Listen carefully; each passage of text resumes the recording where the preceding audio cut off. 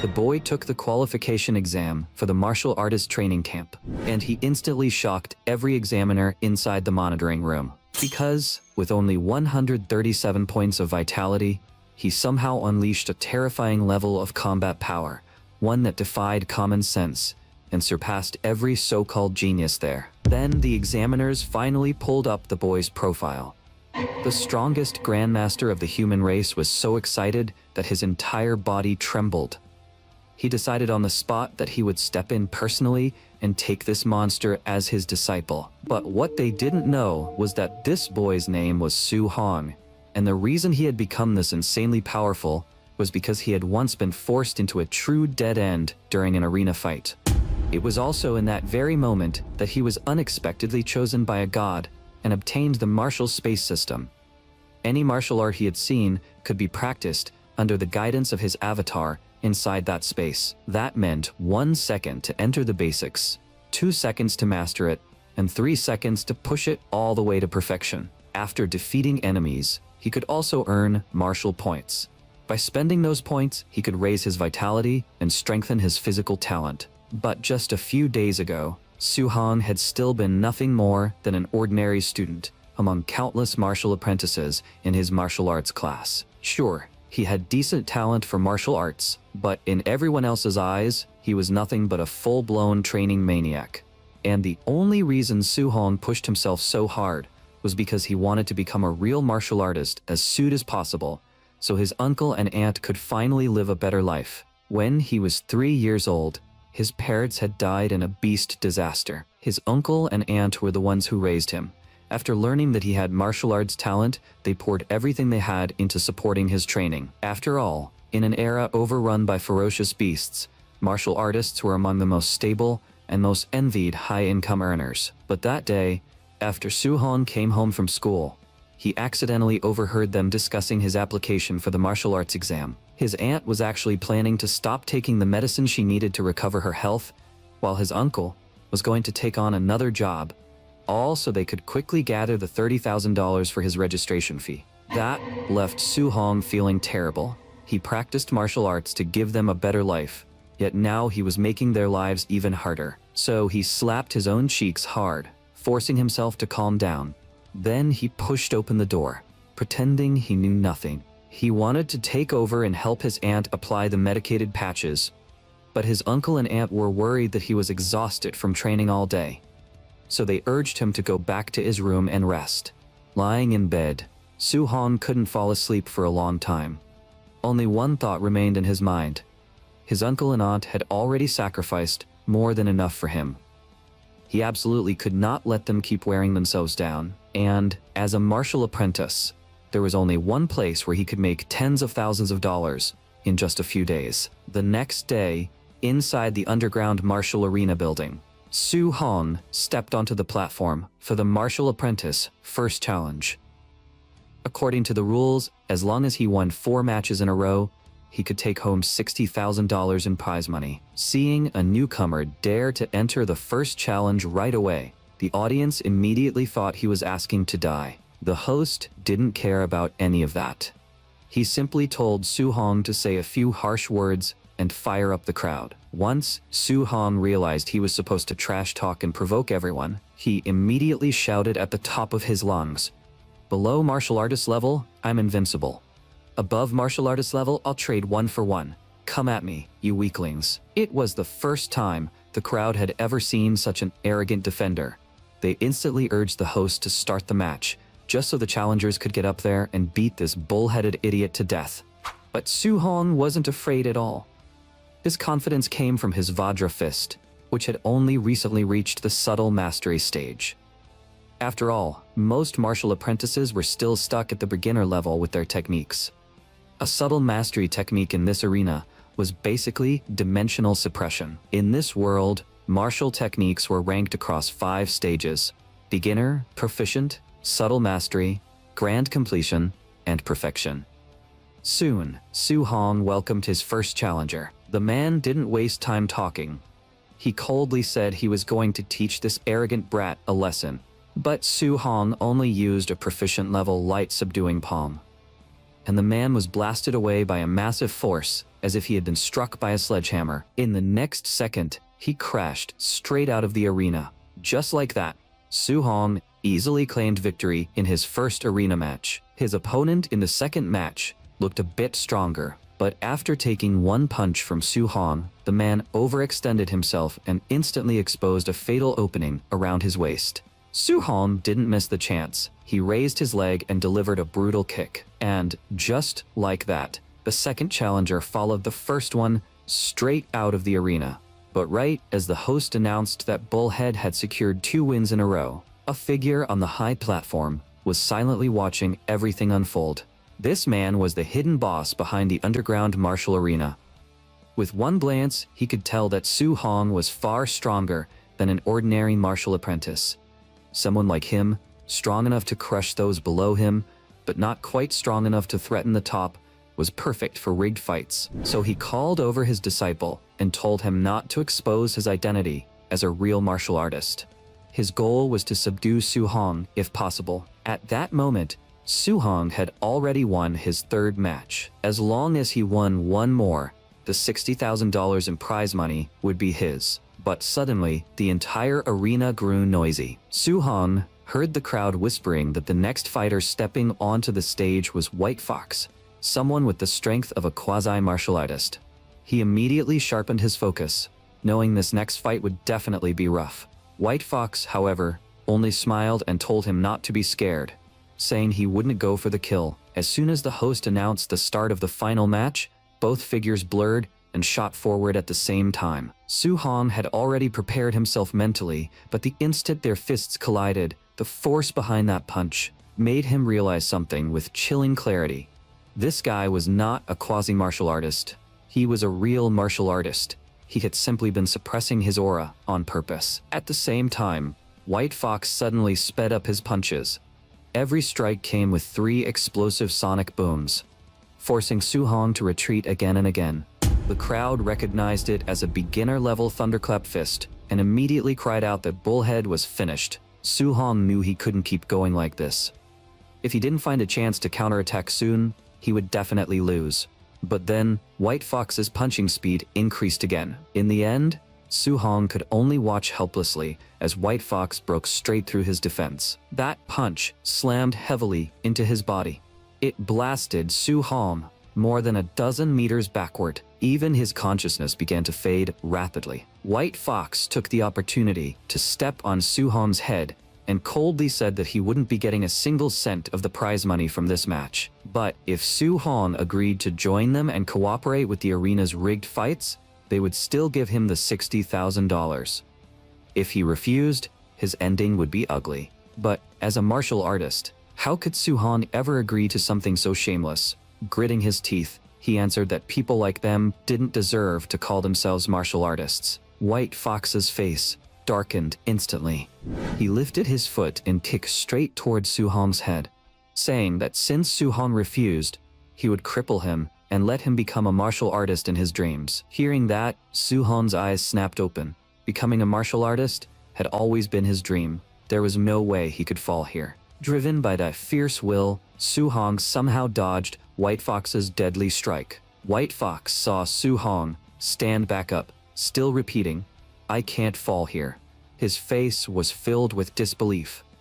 He couldn't understand how this kid had taken a thunderclap fist head-on and still managed to get back on his feet. At that moment, Su-hong thought of everything his uncle and aunt had sacrificed for him over the years. He remembered why he started practicing martial arts in the first place, to give them a better life. And the thought of watching that future turn into nothing was something Su-hong would never accept. But when he opened his eyes again, a screen of light appeared before him, asking what he was willing to give for his family and his faith. Su-hong answered without hesitation, "Everything." In the next second, the world around him suddenly turned unreal. When Su-hong came back to his senses, he was already standing inside a dark palace, and in front of him stood a phantom figure that looked almost like a god. After saying only, "I'll give you this chance," the figure turned into golden light and fused directly into Su-hong's body. Right after that, under Su-hong's stunned gaze, a golden panel lit up with a sharp flash. It not only displayed his attributes and the martial techniques he had mastered, but also showed a mission called Path of the Arena. Out of curiosity, Su-hong opened the mission tab. The mission told him to temper his martial arts here and defeat White Fox, who was still waiting outside. The goal was to raise Vajra Fist to grand completion, while upgrading light subduing palm and sky-stepping footwork to subtle mastery. Just as Su-hong was wondering what exactly was going on, a figure slowly began to form behind him. Hearing the sharp whoosh beside his ear, Su-hong reacted instantly and dodged the incoming fist. His heart jolted. Was this his avatar? And it was using Vajra Fist, with movements so clean and precise, they looked straight out of a textbook. But with such a perfect example right in front of him, how could Su-hong miss the chance to learn? What he didn't expect was for the avatar to grab his hand and throw a brutal punch straight at him. After being struck, Su-hong stumbled back several steps. But then he realized that the progress bar for Vajra Fist had increased by 3%. Once he understood that fighting could rapidly improve his martial techniques, Su-hong set his stance again and prepared to continue. As he gave everything he had and clashed fiercely with the avatar, the progress bars for his techniques began rising at an incredible speed. Su-hong went from getting beaten down at the start to slowly taking control of the fight. In the end, he was even able to blast the avatar away with a single punch. Finally, at a certain moment, Su-hong's sky-stepping footwork and light-subduing palm successfully broke through to subtle mastery. His Vajra Fist also advanced smoothly into grand completion. With the mission complete, the avatar instantly scattered into specks of golden light and disappeared. Back in the outside world, White Fox saw Su-hong standing there in silence and assumed he was just putting on an act. So White Fox unleashed Thunderclap Fist again and charged straight at Su-hong. But this time, every single one of his attacks was dodged by Su-hong. And when Su-hong counterattacked, White Fox couldn't react in time at all. As expected, the fox mask on White Fox's face was smashed to pieces in an instant. Seeing White Fox collapse with a muffled groan, the entire audience froze in shock. No one had expected White Fox to actually lose, but compared to the victory, Su-hong cared more about one thing right now. When would he actually get the prize money? As for that, the hidden boss behind the arena did not go back on his word. He just couldn't understand how a mere martial apprentice had trained Vajra Fist to grand completion. Even most real martial artists couldn't pull that off. To figure out the reason, he immediately ordered his men to investigate Su-hong's true identity. Half an hour later, Su-hong was walking home. At the same time, he noticed the tails following behind him. Su-hong didn't give them a chance to get close. He quickly turned into a corner, watching them lose their target and stand there in frustration. Su-hong couldn't help sneering inwardly. Trying to follow him? Not a chance. After they left, Su-hong finally returned home. But when his uncle and aunt saw him take out that much money, they nearly thought he had robbed a bank. Su-hong had no choice but to make up an excuse. He said he had been working as a sparring partner at a martial arts gym, and the owner thought he had talent, so he decided to sponsor his training. With that silver tongue of his uncle and aunt actually believed the nonsense. That night, Su-hong went to his secret base. The martial exam registration fee was now handled, and his aunt's medical expenses would not be a problem for the time being. All of this was truly thanks to the system. Just then, the system notification suddenly rang out, saying that he had defeated an opponent above his level and gained 67 martial points. Martial points could be used to improve vitality and martial techniques. So Su-hong immediately began testing it, adding part of his martial points to his vitality. In the next second, he felt a wave of heat surge through his body. His vitality value shot straight to 90 points, reaching the level of a quasi-martial artist. With that in mind, Su-hong simply poured all his remaining martial points into vitality. Not only did his physical strength improve drastically, but the injuries on his body almost fully healed as well.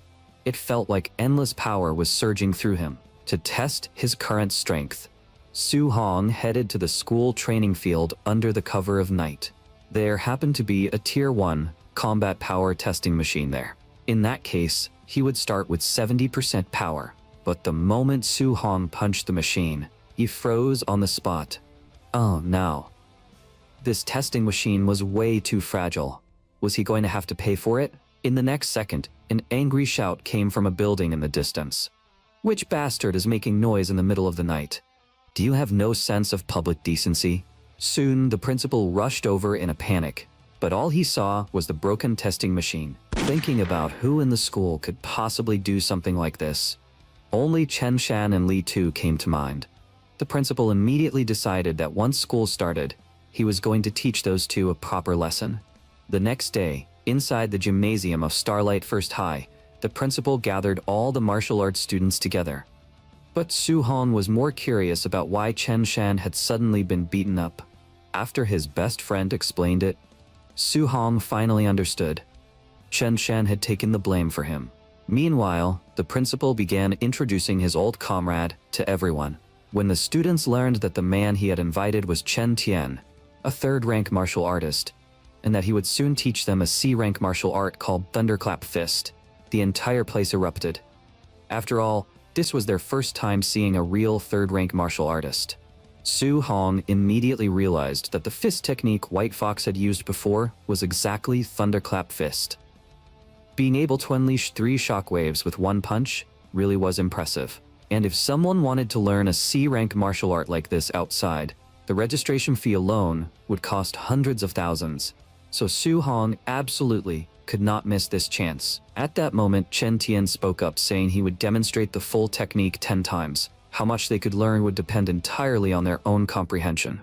As he threw out a punch, Chen Tian began explaining the key points of Thunderclap Fist. This fist technique was fierce and domineering. At the beginner stage, each punch would produce 1 thunderous boom. At proficient level, it could produce 3 booms. At subtle mastery, 5 booms. After reaching grand completion, 7 booms. That was exactly Chen Tian's current level. And once the technique reached perfection, every punch could unleash 9 booms. Just like that, everyone began practicing along with Chen Tian's movements. After several hours in a row, they all collapsed onto the ground, complaining that the fist technique was way too difficult and impossible to learn. Su Hong's best friend, Chen Lin, was also exhausted like a dog. He wanted to ask Su Hong whether he had learned anything, only to turn around and find that Su Hong's spot was already empty. But right after that, Chen Lin was shocked to discover that Chen Shan, the so-called genius, had already reached the beginner stage. Seeing this, the principal immediately recommended Chen Shan to Chen Tian, hoping he could give the school's top genius some guidance. But Chen Tian refused outright, saying that Chen Shan's level would barely count as passing in another city. After that, the two left the gymnasium together, with Chen Tian casually commenting that this batch of students had poor talent and had wasted his trip. The principal was a little speechless, but he also knew how cruel martial arts training was. Without talent and opportunity, hard work alone was nowhere near enough. Just then, a rapid series of thunderous booms suddenly rang in their ears. They followed the sound and realized that someone was practicing Thunderclap Fist on the field. Judging by the uniform, it was one of the students from earlier. What shocked them even more was that when Su Hong threw another punch, the thunderous booms rang out a full 9 times. Chen Tian's entire body began trembling uncontrollably, because he had actually gained inspiration from Su Hong's technique. His Thunderclap Fist, which had been stuck for years, forcefully broke through 8 booms. Overwhelmed with excitement, the two rushed onto the field, desperate to know what kind of monster could train Thunderclap Fist to perfection in just half a day. But when they got close, they found nothing. Because by then, Su Hong was already walking down the street, thinking that since Thunderclap Fist had reached perfection, it was time to find a way to earn more martial points and break through to become a real martial artist as soon as possible. The only question was whether he could earn martial points from normal sparring, aside from life and death battles like last time. To test that idea, Su Hong went to the martial arts gym where he usually worked part-time. There were already plenty of students inside, locked in intense sparring matches. But just as Song Fei, who was on good terms with Su Hong, came over to greet him, someone nearby was kicked straight to the ground. Then, a stranger started cursing the fallen student, calling him trash, and saying he had no talent, yet still dared to blame his teacher. Song Fei told Su Hong that the man's teacher was a newly arrived instructor, but he looked down on the students here, so his classes were always half-hearted, and this guy named Li Yan was extremely strong. Seeing Li Yan prepare to attack the student again, Su Hong stepped forward without hesitation and grabbed his wrist. Seeing someone interfere and even tell him to stop at an appropriate point, Li Yan instantly flared with anger and told Su Hong to let go, or he would stop being polite. At that moment, a middle-aged man spoke up and stopped the scene, reminding everyone that class was about to begin. Li Yan could only glare fiercely at Su Hong before turning away. The man who had spoken was Li Yan's teacher, Jiang Ming. This time, he had come to teach everyone the Raging Sea Spear art. After telling them that today would be his final class, Jiang Ming quickly demonstrated the technique once in front of everyone. At the same time, he sneered inwardly, refusing to believe that this bunch of trash could actually learn it. Before leaving, he threw out one last line, saying that how much they could learn was entirely up to them. Once Jiang Ming left, everyone started complaining that he was way too unfair. Moving fast was bad enough, but he had only demonstrated it once. Only Su Hong, relying on his talent, had already grasped the key points. The core of this spear art was that the spear should move like a flood dragon rising from the sea, with momentum surging endlessly like crashing waves. Then, right in front of everyone, Su Hong began demonstrating the Raging Sea Spear art. For a moment, everyone was completely dumbfounded.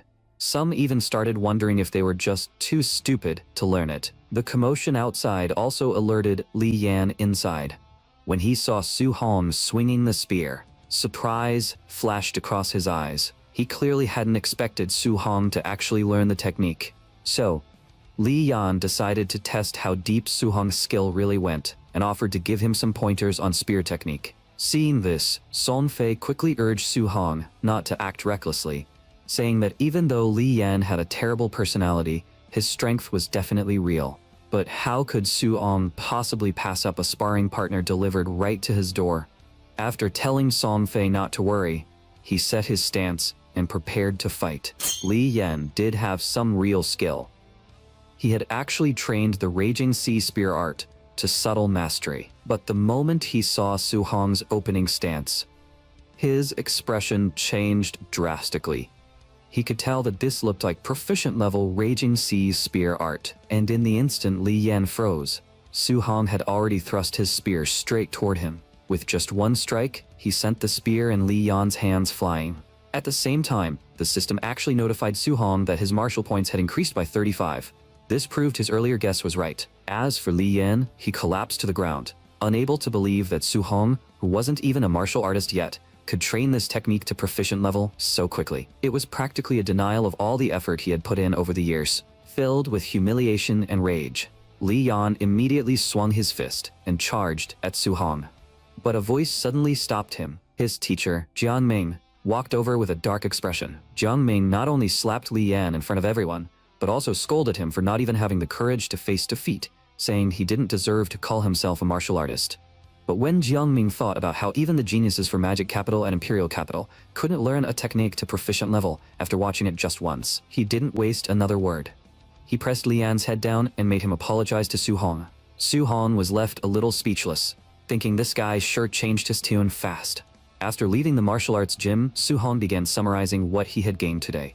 Not only had he learned Thunderclap Fist and the Raging Sea Spear art, but he had also successfully earned martial points. But the school exam was only a few days away, so he needed to prepare a weapon for the test as soon as possible. After the fight just now, Su Hong realized that the spear seemed to suit him extremely well. Unfortunately, the little money he had wasn't even enough for his aunt's medical treatment, let alone buying a spear that could easily cost tens of thousands on the market. Thinking of this, Su Hong couldn't help sighing.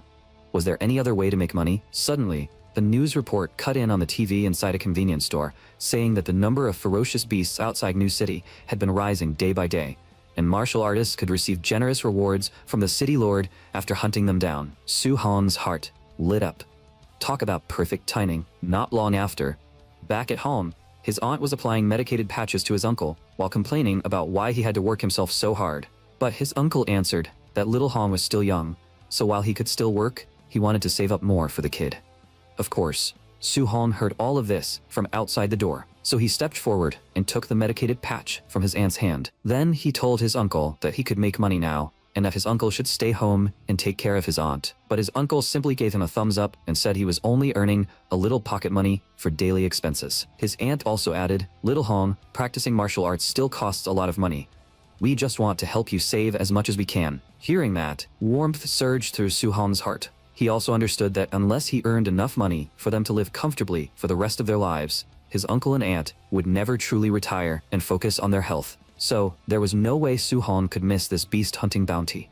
That night, after they fell asleep, Su Hong went up to the rooftop and added all 5 martial points into his vitality. With that, his vitality shot straight up to 95.2, leaving him only one step away from becoming a true martial artist. To be safe, Su Hong spent another 2 days training all of his martial techniques to perfection. Now, it was time to leave the city. The next day, inside the Starlight Martial Artist base. Since it was Su Hong's first time here, everything around him felt new and fascinating. Martial artists, who were usually hard to see, were practically everywhere in this place. He also learned the value of different ferocious beasts from the hunting guide.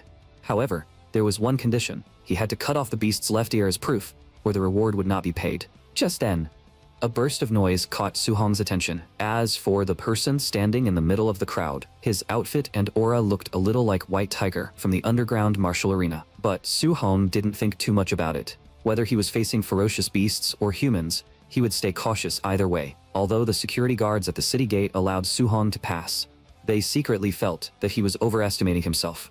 Someone this young running into the wild was basically a death wish. After sprinting for 2 full hours, Su Hong finally encountered his first ferocious beast in the wild, an early Tier 1 Moonshadow Wolf mentioned in the textbooks. Facing the Moonshadow Wolf as it swung its claws and lunged straight at him, Su Hong didn't panic at all. He dodged with a quick flash of movement, then charged up Thunderclap Fist and smashed it hard into the beast. The terrifying force blasted the Moonshadow Wolf away in an instant. Looking at the wolf that was now stone dead, Su Hong's palms trembled with excitement. So this was what it felt like to fight monsters. It was even more thrilling than he had imagined. Now he wondered whether he could still kill a mid-tier 1 beast in a single strike. But the moment that thought appeared in his mind, a mid-tier 1 berserk black bear had already pounced toward him. In the end, it was still killed by Su Hong with 1 punch. This gave him plenty of confidence. As long as he didn't provoke any tier 2 beasts, he shouldn't run into too much danger. Just as Su Hong cut off the black bear's ear as proof, the system suddenly sent a notification saying that the martial points he had accumulated were already enough for him to break through and become a martial artist. But before Su Hong could begin the breakthrough, a roar that made his soul tremble suddenly rang out. Out of curiosity, Su Hong wanted to see what kind of ferocious beast could possess such terrifying pressure. With a few quick leaps, he rushed toward the source of the sound. But with just one glance, Su Hong froze on the spot, because what appeared before him was a late Tier 1 black jade python, and several martial artists were already fighting it nearby. But very quickly, those martial artists were struck hard by the black jade python. Their bodies shot backward like cannonballs and slammed heavily into the rocks below. In the next second, Su Hong immediately sensed danger closing in. Although he jumped away just before the python's tail smashed down, he still failed to completely avoid its second attack.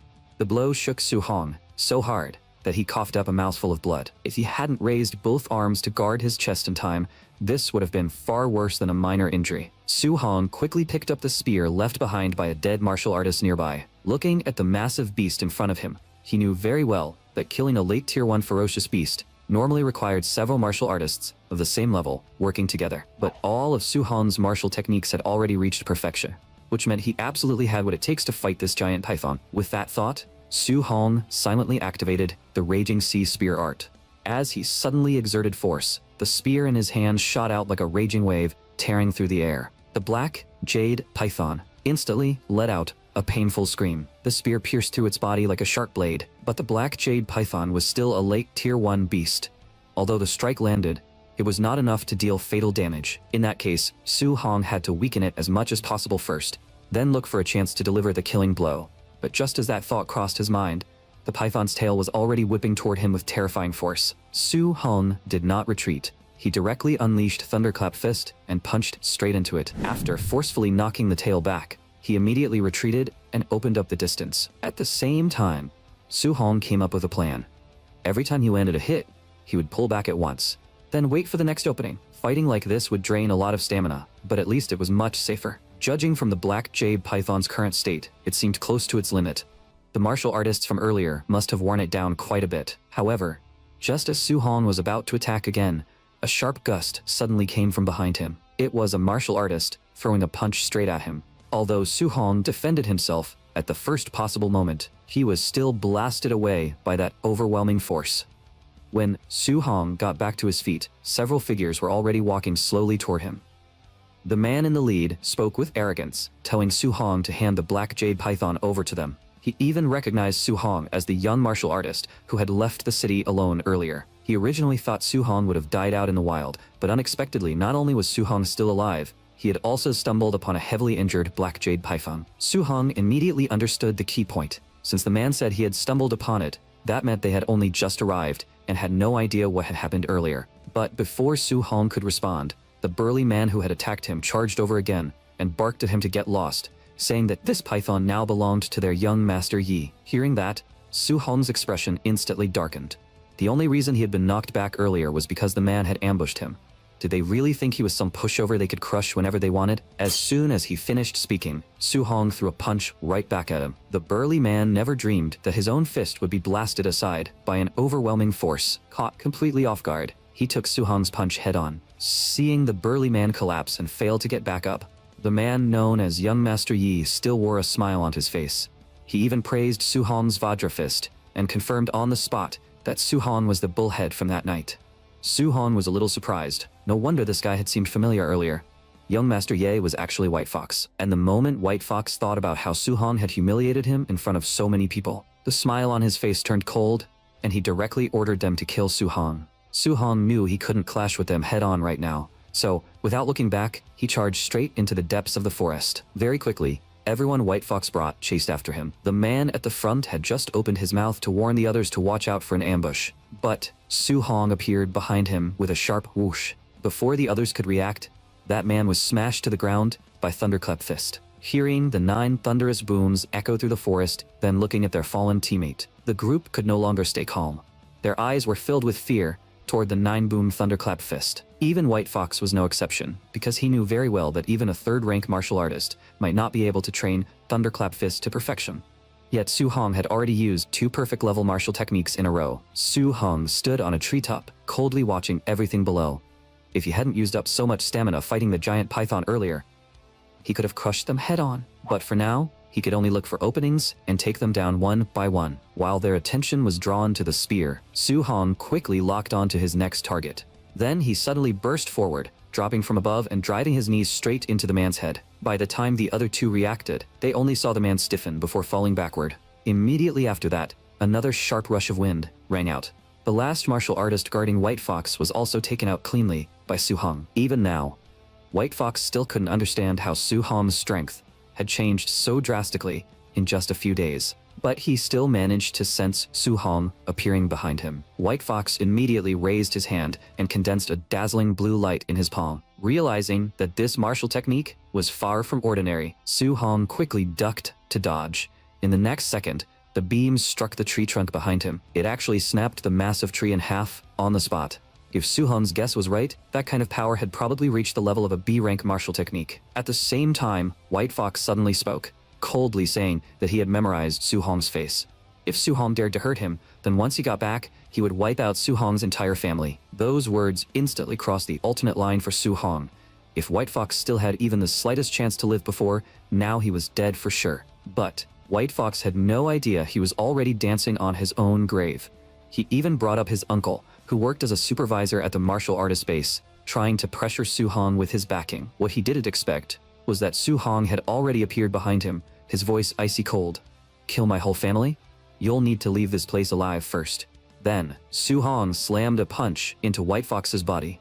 White Fox was blasted out of the forest like a cannonball. When Su Hong walked up to him, he said coldly, "You could have threatened anything else, but you should never ever have threatened my family." At that moment, White Fox simply couldn't understand it.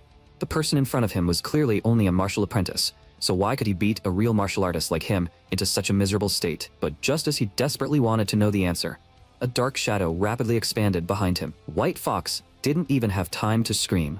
He was smashed into a bloody pulp by the black jade python on the spot. Su Hong immediately went on full alert.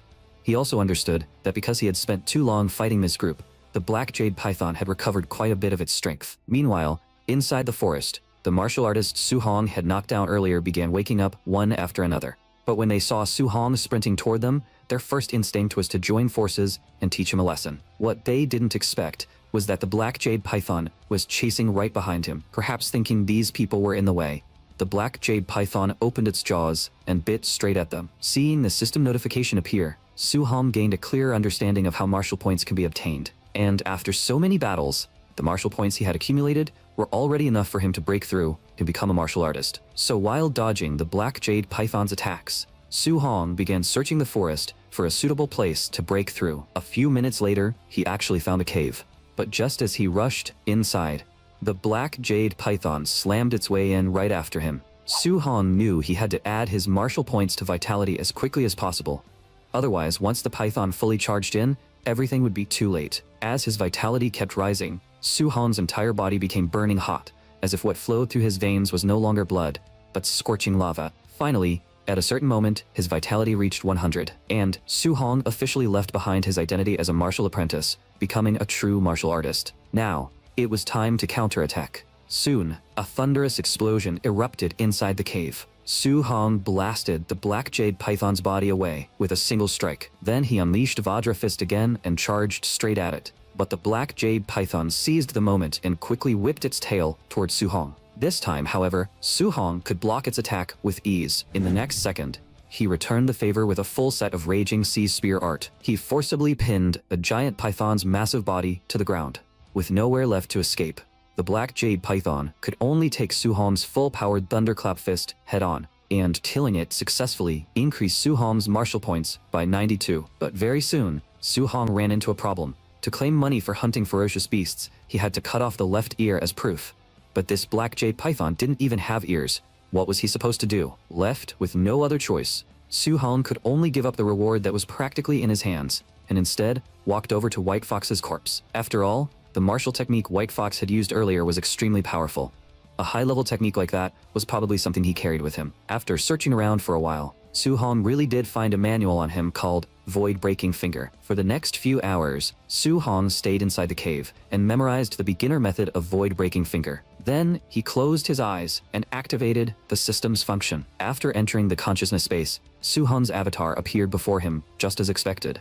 However, the battle had barely begun when the avatar left a cut across Su Hong's cheek. That instantly ignited Su Hong's competitive spirit, and he began clashing head-on with the avatar, using finger techniques. As time passed second by second, Su Hong's void-breaking finger finally reached the beginner stage. As for what came next, he needed to find some unlucky target to test its power. Just like that, 3 days passed. Su Hong continued fighting ferocious beasts throughout the forest. His void-breaking finger also advanced all the way from beginner level to perfection. That afternoon, Su Hong returned to the martial artist base. When people heard that Thunder Squad had earned as much as 300,000 this time, the surrounding martial artists sighed in amazement. Team hunting really was powerful. In just a few days, they had earned what most people made in several months. Suddenly, a wave of shocked cries came from another settlement counter. When the crowd gathered closer, they realized that all the beast proofs Su Hong submitted came from mid to high tier ferocious beasts. There were hundreds of them in total, and the final payout reached more than 400,000. But Su Hong wasn't happy at all. Not only had the black jade python not been counted, but more importantly, he had killed too many beasts and drawn far too much attention. However, at that moment, an explosion suddenly erupted from the martial artist base building. In an instant, every martial artist in the area turned to look. A middle-aged man stormed out in a rage and ordered the entire base to be sealed off. Not even a fly was allowed to leave. At first, everyone was confused by such an extreme order. Then they heard the man explain that his nephew, Yi Feng, and the 4 martial artists who had followed him were all dead. But instead of caring, the people present actually felt that Ye Feng, that disaster of a person, deserved to die. If not for the fact that his uncle, Ye Qi, was the supervisor here, some of them would have wanted to kill him with their own hands. Ye Qi then declared that a B-rank martial technique on Ye Feng had gone missing. Everyone here had to be searched and cleared of suspicion before they could leave. Hearing this, Su-hong secretly felt relieved. After all, they had all died in the black jade python's mouth, so it shouldn't be traced back to him. But just as Su-hong was thinking that, Ye Qi suddenly turned his gaze toward him. Seeing Ye Qi walk towards Su-hong, the surrounding martial artists immediately stepped aside on their own. After arriving in front of Su-hong, Ye Qi slowly said, "Young man, I heard you killed over 400,000 worth of ferocious beasts all by yourself.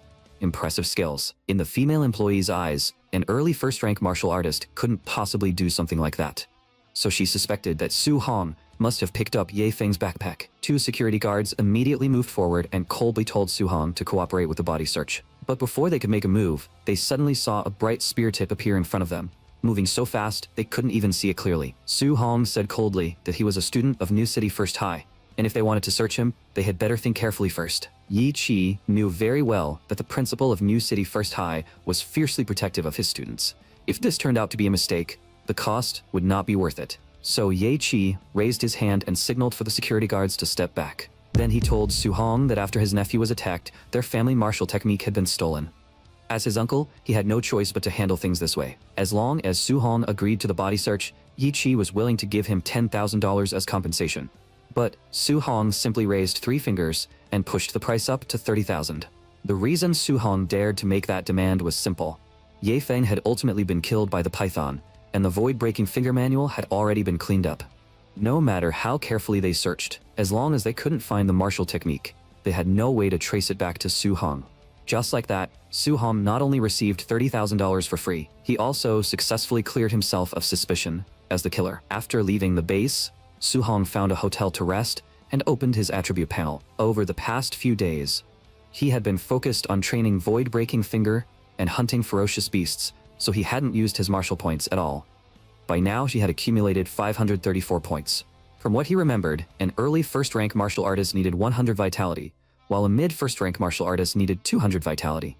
Even if he used all his martial points to raise vitality, it would only increase by 53.4 points, still leaving him more than 40 vitality short of the mid-stage. But he had never upgraded his spirit or mortal body attributes before, so he had no idea what their effects would be. Thinking of this, Su-hong first added some martial points to his spirit attribute, but he didn't notice any obvious change. However, when he added martial points to his mortal body, Su-hong immediately felt a huge increase in strength. Even his appearance changed into that of a muscular beast of a man.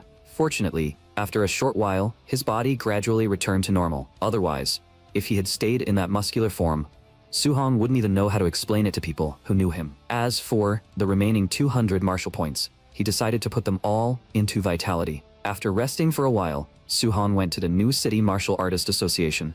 Only by passing the assessment there could he officially become a registered martial artist. After he told the staff member why he had come, she could tell that this was Su-hong's first time taking the assessment. So she kindly reminded him that to qualify as a first-rank martial artist, his vitality had to reach 100, and his combat power score had to exceed 1,000. The 2 martial artists behind him also began talking about Su-hong.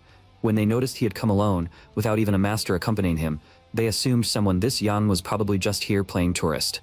But right then, a wave of commotion suddenly came from the assessment hall ahead. It turned out that a young man named Li Ming had passed the vitality test. Under everyone's attention, Li Ming then stepped up beside the combat power testing machine. As he unleashed 5-boom thunderclap fist and slammed it heavily into the machine, the panel showed that his combat power had actually reached 1,763. The people around him immediately treated him like a genius. Some even recognized his identity, saying he was Jiang Ming's disciple from the Raging Thunder martial arts gym. Su-hong couldn't help feeling confused. Was it Jiang Ming's disciple called Li Yan? Where did this Li Ming pop out from? But unexpectedly, Li Ming walked over to Su-hong with a wicked grin and gestured for him to go next. Li Ming couldn't help sneering inwardly. In his eyes, someone his age taking the assessment meant he was a genius, while someone like Su-hong showing up at this age was just making a complete fool of himself. But in the very next second, shocked cries suddenly rang in his ears when he saw the machine display Su-hong's vitality value at 123. Li Ming's jaw nearly dropped. He couldn't believe Su-hong's vitality was actually higher than his. Still, he quickly comforted himself. High vitality alone meant nothing. Combat power was the real standard for judging a genius. Under the examiner's reminder, Su-hong also stepped up beside the combat power testing machine. He thought to himself that since he had already advanced into a martial artist, and upgraded his physique.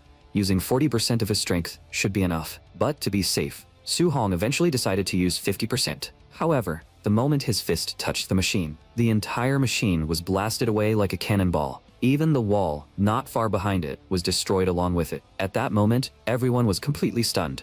It was their first time seeing someone punch a testing machine away, and it seems like Su Hong hadn't even used any martial technique. After all, even a late first-rank martial artist had only around 3,000 combat power, yet Su Hong's result had directly surpassed 3,000. The two figures on the high platform were just as shocked. The boss of the underground martial arena muttered, "So it was him. No wonder he had that kind of strength." Meanwhile, inside the office of the Starlight Martial Arts Association, the association president Wu Linshen was glaring at her phone in frustration. She was furious that the neighboring Yangcheng branch had produced yet another genius, while Starlight City had nothing. If this kept going, her days in this position were numbered. But just as Wu Linshen was thinking that, someone suddenly shoved open the office door. The person urgently reported that a monster had appeared during the martial artist assessment. He was only at the early first-rank stage, yet with raw physical strength alone, he had punched the testing machine away, and his combat power had reached a terrifying 3,000 plus. At that moment, in the central hall, Su Hong was being led to the second floor to register his martial artist identity. But a figure suddenly appeared at the elevator entrance. The person who arrived was none other than President Wu Lingshan. After revealing her identity, she told Su Hong to follow her. Su Hong instinctively nodded, thinking that this woman was the president of the Starlight Martial Artist Association. She was said to be a 5th-rank martial artist, but she seemed a little different from what he had imagined. Just like that, Su Hong was brought by Wu Linxian to the president's office. Wu Linxian knew Su Hong was a student from New City First High. She just hadn't expected a genius like him to appear this year. Faced with her praise, Su Hong seemed a bit stiff, but he still mustered the courage to ask why she had called him over. After all, he had come here to register as a martial artist, as well as receive his stipend and guidance technique. Wu Lingshen waved her hand and told Su Hong not to be nervous. She had brought him here because she wanted to personally guide him in cultivating a guidance technique, and she asked him to explain how much he already knew about guidance techniques. Su Hong answered that according to the textbook, a guidance technique was a method used to absorb spiritual energy from heaven and earth to strengthen oneself, and absorbing different elemental energies required corresponding guidance techniques. Wu Mingshan spread open her palm and condensed a ball of flame, explaining that a guidance technique was not just a cultivation method. For example, the heavenly flame guidance technique she cultivated, it mainly absorbed fire attribute spiritual energy.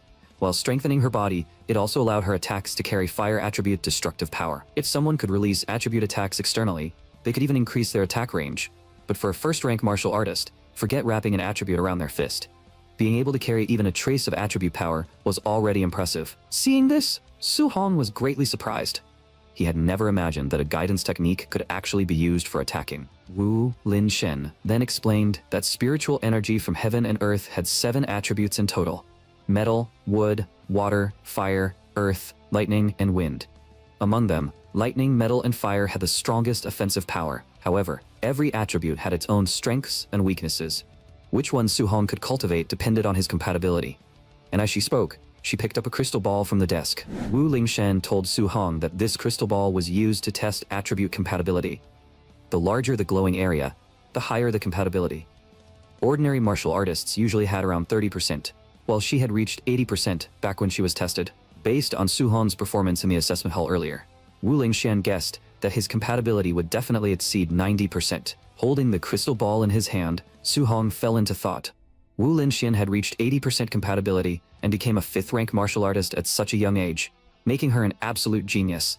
If he could reach 90%, that would be ridiculously exaggerated. But in the next second, the crystal ball suddenly erupted with dazzling red light. The blazing glow instantly filled the entire office. Wu Lingshan was shocked beyond belief because she could tell that Su Hong's fire attribute compatibility had actually reached 100%. She immediately told Su Hong with excitement that this level of compatibility meant he would not waste even a trace of fire attribute spiritual energy when absorbing it. With Wu Lingshan's own 80% compatibility, she still lost 20% when absorbing fire attribute spiritual energy.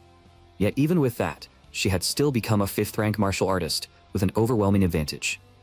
That meant Su Hong's future achievements would only surpass hers, and he would be no weaker than the monsters from Magic Capital and Imperial Capital. Hearing this, Su-hong looked at the crystal ball and thought that while fire attribute was not bad, he actually preferred lightning. If only he had lightning attribute, that would be even better. But the moment that thought appeared in his mind, countless bolts of lightning suddenly began dancing wildly across the crystal ball. The sight made Wu Lingshan freeze on the spot. She simply could not believe that Su-hong's lightning and fire attributes were both at full compatibility. This was not just a genius anymore. This was a monster. But what happened next left Wu Lingshan completely stunned. Su-hong merely shifted his focus slightly, and the crystal ball actually showed that his wind attribute compatibility was also 100%. A few minutes later, Wu Lingshan was already slumped weakly on the sofa. She was so speechless that she felt like she had to be dreaming. How could anyone have 100% compatibility with all 7 attributes? She had always considered herself a top-tier genius. A 30-year-old 5th-rank martial artist was as rare as hen's teeth, no matter where one looked. But when Wu Lingshan faced someone this far beyond common sense, she finally understood that her so-called genius was still just ordinary. To defeat an existence beyond common sense, one needed someone equally beyond common sense, someone like this freak, sitting right in front of her. Su-hong, on the other hand, was thinking that since all 7 of his attributes were at 100%, focusing only on lightning and abandoning the rest felt like an absolute daylight robbery. So he asked Wu Lingshan whether she could give him a copy of the guidance technique for all 7 attributes. Wu Lingshan immediately told him that this method was not practical. In the past, someone had tried cultivating all 7 guidance techniques at the same time, but even after decades, that person had still remained a first-rank martial artist. It was best to choose only 1 or 2 attributes to cultivate. Su-hong could only explain that he still could not decide for now, so he wanted to try cultivating all of them first, see the effects, and then decide which one to focus on. Only then did Wu Lingshan reluctantly agree. Suddenly, Wu Lingshan changed the subject and asked whether New City First High was about to hold its monthly exam. The reason she brought this up was that friction on the Myriad Heavens battlefield had been getting worse lately, and a full-scale war between the myriad races and humanity could break out at any moment. Because of that, countries around the world had invested massive resources into forming genius training camps. As long as Su-hong could take first place in his school's monthly exam, she could give him a recommendation slot. Hearing this, Su-hong immediately stated that he would do everything he could to take first place. After all, if not for the Great War against the myriad races decades ago, he would not have lost every family member except his uncle and aunt. So Su-hong had to become stronger, and he would never allow that kind of tragedy to happen again. By the time Su-hong returned home, it was already night, and when he handed over his martial artist identification certificate, his uncle and aunt were so excited that they cried tears of joy. With the monthly $10,000 stipend for first-rank martial artists, the 2 elders finally agreed to stop working themselves so hard. Seeing everything develop in the direction he had hoped for, Su-hong finally felt relieved. He also made up his mind that from today onward, he would truly carry this family on his shoulders. Late that night, Su-hong was cultivating guidance techniques on the rooftop. Although he had already trained the fire attribute guidance technique to the beginner stage, he never expected the punch he threw to have almost no power at all. But when he opened the system panel, a new section for guidance techniques had indeed appeared. Just as Su-hong was feeling confused, his eyes suddenly locked onto the label that said, Level 1. Could it be that guidance techniques also had levels? But Wu Lingshan had never mentioned that to him. Was it really what he was thinking? Su-hong was just about to use martial points to raise the level of the guidance technique, but the system suddenly popped up a notification saying he did not have enough martial points. With no other choice, Su-hong calmed himself down and decided to learn all the remaining guidance techniques first. After several hours of relentless effort, all 7 guidance techniques finally reached the beginner stage. But very quickly, Su-hong noticed something strange. Although 7 different types of spiritual energy from heaven and earth existed inside his body at the same time, they were constantly rejecting each other. No wonder Wu Lingshan had said that the genius who tried cultivating all 7 guidance techniques had still remained a first-rank martial artist after decades, because each time he attacked, he could only use 1 attribute. If he forcibly used 2 attributes at the same time, they would react violently and eventually cancel each other out. But lightning and fire were relatively similar in nature. Maybe he could fuse them together. With that thought, Su-hong immediately began experimenting. Even after failing again and again, he still refused to give up. By the time the sun rose the next morning, Su-hong opened his palm once more, fatally realizing that he was only 1 step away from grasping the trick. As fire attribute was added into the lightning, he continuously adjusted the ratio between the 2. Finally, at a certain moment, the 2 different attributes fused together in perfect balance. Seeing this, Su-hong let out a long breath. He had finally succeeded. Now he just needed to see whether this lightning fire power he had spent the whole night creating would bring him a real surprise. To test its power, Su Hong went to New City's public martial arena. After all, the Tier 3 combat power testing machine here probably wouldn't be destroyed by one punch like last time. Even so, Su Hong still held back. For this punch, aside from adding lightning power, he only used 30% of his strength. But after the punch landed, the machine actually displayed 2343 combat power. Compared to his previous 30% punch, it had increased by a full 500 points. If pure lightning power alone was already this strong, then the fused lightning fire power would definitely be even more terrifying. Su Hong decisively wrapped lightning fire power around the surface of his fist. When his fist struck the machine, a deep, muffled boom instantly filled the surroundings. The panel showed that this strike had reached an exaggerated 3041 combat power, and this was only the fusion of 2 attributes. With just 30% of his strength, he had already surpassed a late first-rank martial artist. If he could fuse all 7 attributes, that kind of power might genuinely rival Lucky Bros Buddha's Rathless. The idea sounded beautiful, but reality quickly hit him like a ton of bricks. After returning home, he tried all kinds of combinations, yet he still couldn't fuse a 3rd attribute into the mix.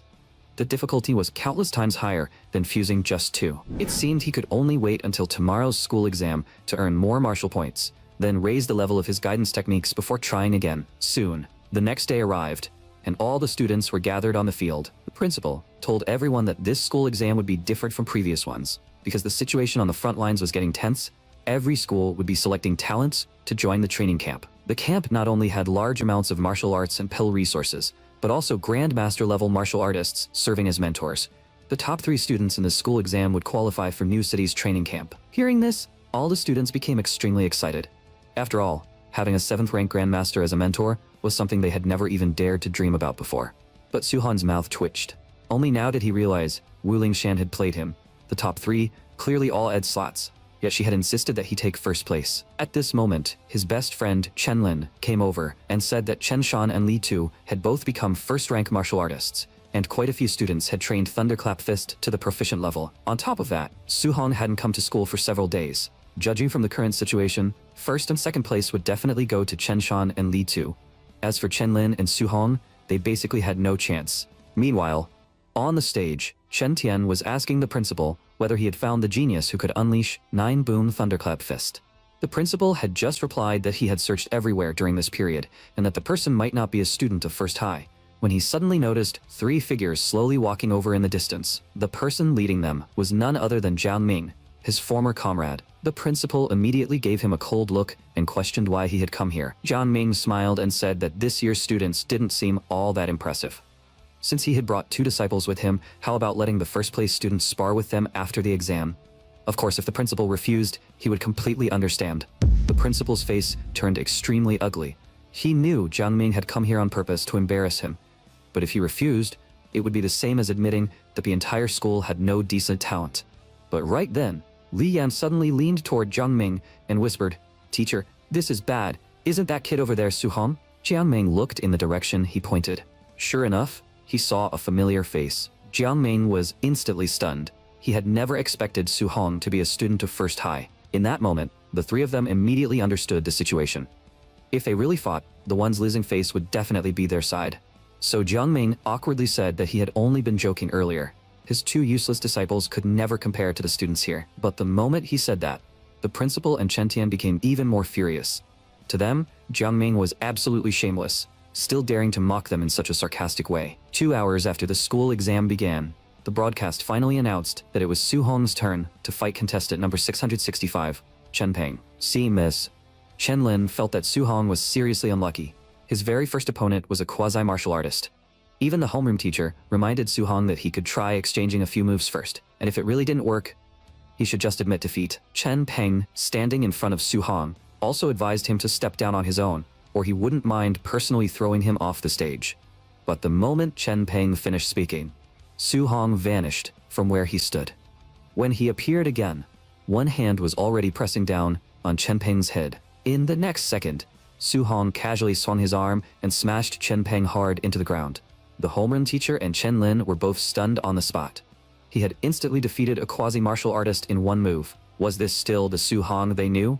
When had he become this terrifyingly strong? Even the principal and Chen Tian were deeply surprised. They knew almost every student in the school with even a little talent, yet they had no impression of Su Hong at all. But, compared to Su Hong, everyone was more focused on the semi-final between the other two geniuses on the arena stage, mainly because Chen Shan and Li Tu were extremely close in strength. They had already exchanged several rounds, yet neither side could gain the upper hand. Then, Li Tu spoke up, saying that both of them had 3-boom thunderclap fist. If Chen Shan still refused to use his trump card, he could forget about beating him. Chen Shan also knew that Li Tu was right, so he directly wrapped flames around his fist and told Li Tu to look carefully, because he was the real #1 student in the school. The crowd immediately widened their eyes, because they all recognized it. This was external attribute release, and it was fire attribute, second only to lightning in offensive power. But Li Tu did not panic at all. He sneered and told Chen Shan that it was just external attribute release, and he could do it too. In an instant, everyone was stunned. No one had expected Li Tu to have mastered external attribute release as well, and his was metal attribute, even stronger than fire in combat power. At the same time, Li Tu attacked again, and declared that this was not all he could do. Hearing 5 sonic booms tear through the air, Chen Shan's face filled with disbelief. In the next second, Chen Shan was blasted away by Li Tu's 5-boom thunderclap fist. Seeing this, the principal and Chen Tian both felt that Li Tu had hidden himself far too deeply. In just over 10 days, he had not only mastered external attribute release, but had also trained thunderclap fist to subtle mastery. His talent truly deserved the title of the school's #1 genius. Just as the two of them felt there was no longer any need to watch the remaining matches since Su Hong definitely could not beat Li Tu, Jiang Ming suddenly leaned over and suggested making a bet. When the principal heard that Jiang Ming was willing to bet $50,000 on Su Hong winning, his first reaction was that this guy had lost his mind. In his opinion, Su Hong did have some talent, but he did not know any guidance techniques, so he was absolutely no match for Li Tu. But Chen Tian immediately agreed. If someone was rushing to hand them money, why refuse? A few minutes later, Su Hong and Li Tu stood on the final arena stage. Li Tu praised Su Hong for being lucky, saying that if Su Hong had run into him or Chen Shan earlier, he never would have made it to the finals. Su Hong ignored him completely. In his mind, all the previous students had felt like weaklings. Finally, someone who could actually fight had shown up. But before the match began, Li Tu called out to Su Hong again, saying that since he had reached the finals, he could call himself the school's second best from now on. When Su Hong asked who the first was, Li Tu instantly charged forward with a punch and said that the first was, of course, him. To show Su Hong exactly how wide the gap between them was, Li Tu opened with 5-boom thunderclap fist. This made the students in the stands drop their jaws. They all believed that once thunderclap fist came out, Su Hong was definitely done for. But when they saw that Su Hong did not dodge, and instead threw a punch straight back at him, the crowd completely lost their composure, shouting for the referee to save him. But to everyone's disbelief, Su Hong not only withstood Li Tu's thunderclap fist, he even fought him evenly. Even Li Tu was deeply shocked. He had thought that thunderclap fist alone would be enough to defeat Su Hong. Yet no matter how he punched, Su Hong easily dissolved every attack. And every time Su Hong blocked one of his punches, a burning sting would spread across Li Tu's fist. In the stands, the homeroom teacher and Shenlan were already stunned speechless. They had never imagined that Su Hong could fight evenly against Li Tu's thunderclap fist without using any martial technique at all. The principal and Chen Tian were just as shocked. They guessed that Su Hong must possess some kind of special physique, or else he would never have such exaggerated strength. However, Chen Tian still let out a sigh. In his view, Su Hong's strength was astonishing, but Li Tu had already condensed attribute power. Pure strength alone still would not give Su Hong a real advantage. Back on the arena stage, Li Tu finally realized that in terms of raw strength alone, he was no match for Su Hong. So in anger and frustration, he mobilized the metal attribute energy inside his body. Then he charged straight at Su Hong and roared that Su Hong should stop acting so arrogant, because first place in this school exam could only belong to him. Hearing that, Su Hong felt a little helpless. He had originally wanted to see how far he could push Li Tu with raw physical strength alone, but this guy had gone all out much faster than expected. Still, since Li Tu was giving it everything he had, Su Hong had to show him the proper respect. As lightning power gradually wrapped around Su Hong's hand, Li Tu instantly broke out in a cold sweat. Even the principal and Chen Tian in the stands were completely stunned. They never expected that aside from his terrifying physical strength, Su Hong had also mastered lightning power, one of the strongest offensive attributes. This kind of talent was truly one in a million. When Su Hong and Li Tu's fists collided, a violent wave of force instantly swept across the entire arena. At that moment, Li Tu could no longer stay calm, because he clearly felt that Su Hong's lightning attribute was stronger than his metal attribute. Su Hong looked at him and said, "Since you showed me your trump card, I'll show you mine." As soon as he finished speaking, Su-hong directly unleashed Thunderclap Fist. In the next second, 9 deafening sonic booms erupted across the arena, and Lee too was instantly blasted away by that terrifying impact. Before losing consciousness, only one thought remained in his mind: 9 boom Thunderclap Fist, how is that possible? Then Lee too crashed onto the arena stage with a heavy boom. The entire spectator area fell into dead silence. A few seconds later, everyone erupted into thunderous cheers. The homeroom teacher and Chen Lin were the most excited, because they had just witnessed the birth of a true monster, watching Su-hong walk down from the arena. The principal and Chen Tian were so shocked that they could barely speak properly. Only now did they finally realize that Su-hong was the 9-boom Thunderclap Fist genius who had disappeared from the school that day. And once a monster like him entered the training camp, he would absolutely crush the confidence of those talented students with powerful backgrounds. The principal immediately sighed and said that a golden carp would never remain trapped in a pond, and once it met the wind and clouds, it would transform into a dragon. It seemed that New City First High was truly about to produce a dragon. When Su-hong returned home, he immediately shared the news with his uncle and aunt.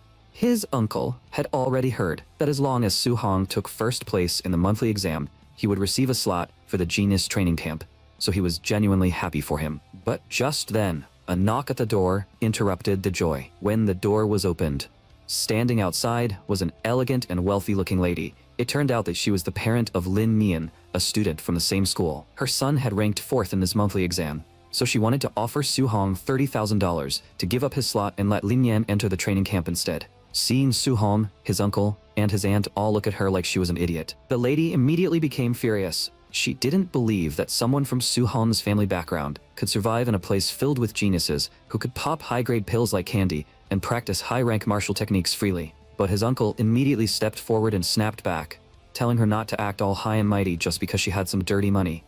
If her family was so rich, then why didn't Lin Nian take first place? After saying that, his uncle slammed the door shut with a heavy bang. After being shut out, the wealthy lady gritted her teeth in anger, thinking that peasants would always be peasants, and that they could just wait to be eliminated from the training camp. Afterward, Su-hong wanted to tell his uncle not to worry about him, but his uncle simply gave him a thumbs up and said that although he was just a rough man, he believed from the bottom of his heart that Su-hong had the resolve to face hardship. No matter what happened, he and Su-hong's aunt would support him unconditionally. Seeing this, warmth filled Su-hong's heart, and he silently made up his mind that he would never let his uncle and aunt down. That night, Su-hong went up to the rooftop again. To protect this hard-earned life, he knew he had to become stronger as soon as possible. In this monthly exam, including both the written test and combat matches, he had fought more than 10 times and earned a total of 285 martial points. Those martial points could be used to strengthen his physical combat power. The moment the martial points flowed into his mortal body, Su-hong's physique underwent an unprecedented boost. But even after spending all of his martial points, his mortal body only rose to 64.6%, making Su-hong wonder what kind of special physique it would evolve into after that. At that moment, he suddenly noticed that the levels of his lightning guidance technique and heavenly flame guidance technique had somehow increased.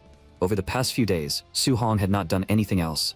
Could it be that guidance techniques did not need any extra conditions, and normal cultivation alone could raise their levels? To verify his guess, Su-hong decided to start trying right away and see whether he could raise them by another level. This continued until dawn the next day. Su-hong finally sensed that both guidance techniques had indeed reached level 3. Even his vitality had increased by 3 points, which was a pleasant surprise. Half an hour later, Su-hong packed his things simply, said goodbye to his uncle and aunt, and headed alone to the gathering point.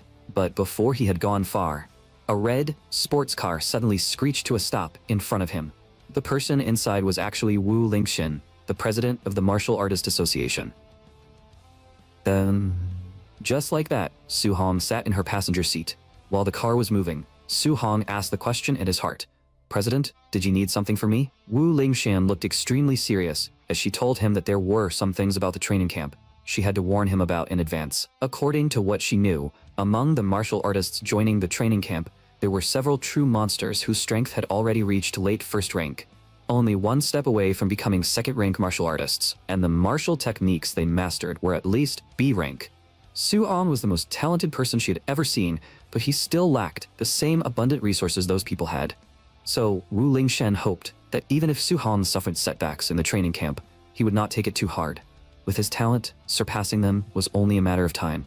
But when Su-hong merely answered calmly, "I understand," Thank you, Sister Will. Wu Linxian finally realized that she might have been worrying too much.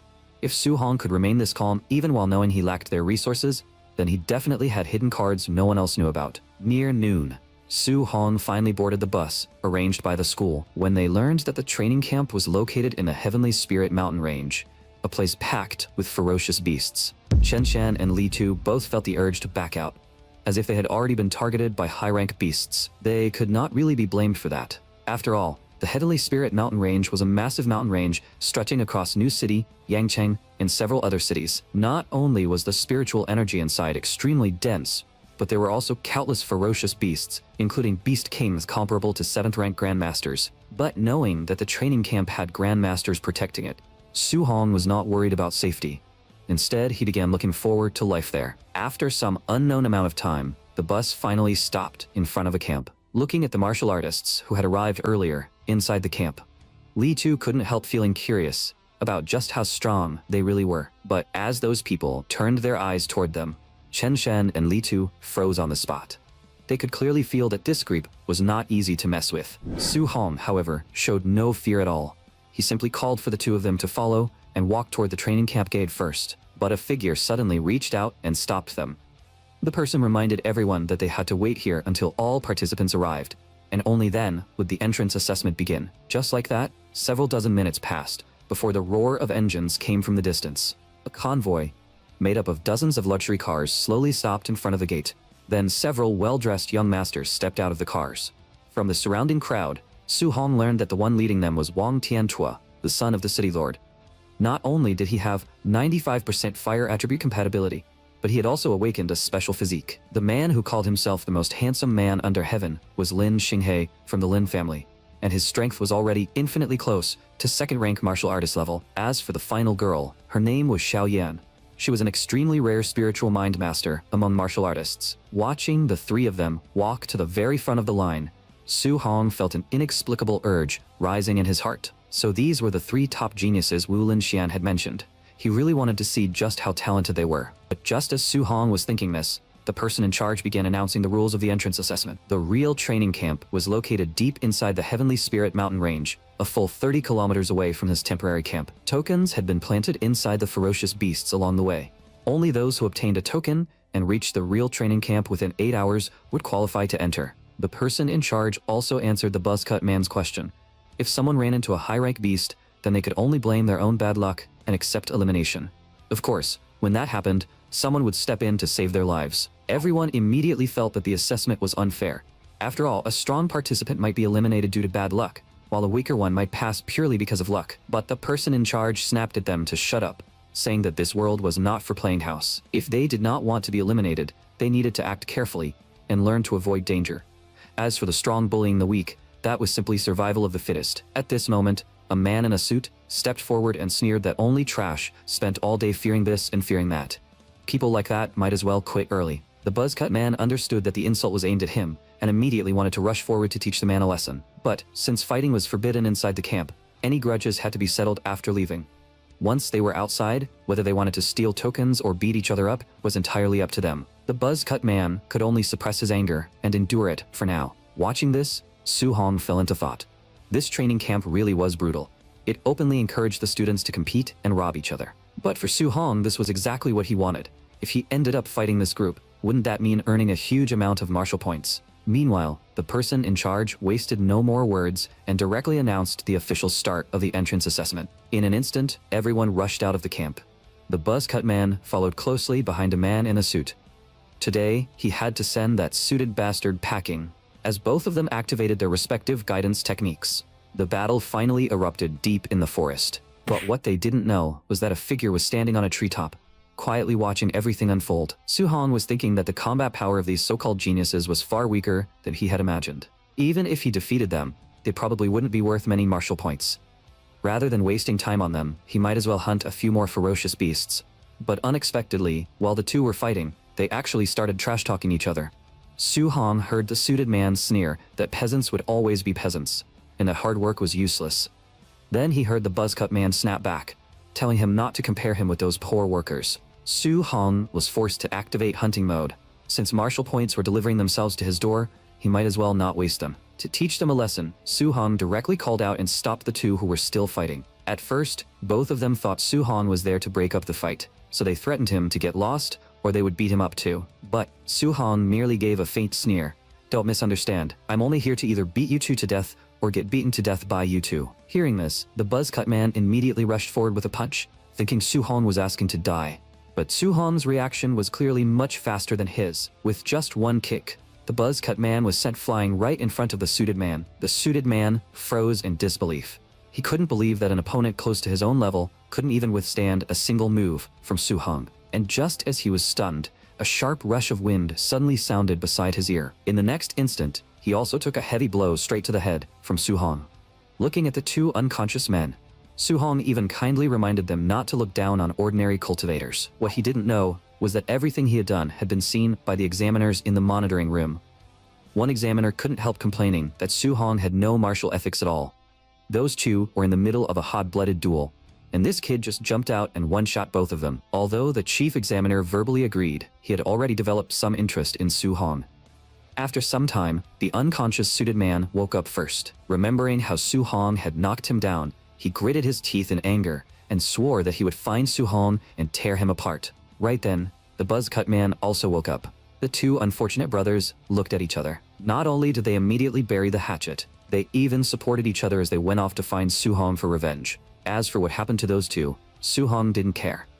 He had already reached the deeper part of the forest. Suddenly, a group of ferocious beasts blocked his path. Seeing that it was yet another group of early Tier 1 giant tusk boars, Su Hong felt a little speechless. He could barely remember how many groups like this he had run into already. Even so, he still used Thunderclap Fist and killed all of the giant tusk boars. The main problem was that ever since Su Hong had grown stronger, the martial points rewarded by these low-rank beasts had become smaller and smaller.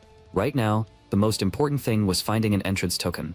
Unfortunately, even after searching through the stomachs of these beasts, he still didn't find a single token. Realizing that only higher-level ferocious beasts were likely to contain tokens, Su Hong continued sprinting deeper into the forest. But after sprinting several kilometers in a row, Su Hong still couldn't figure out why he hadn't seen even a single ferocious beast. Just as that thought crossed his mind, a massive black shadow suddenly appeared before him.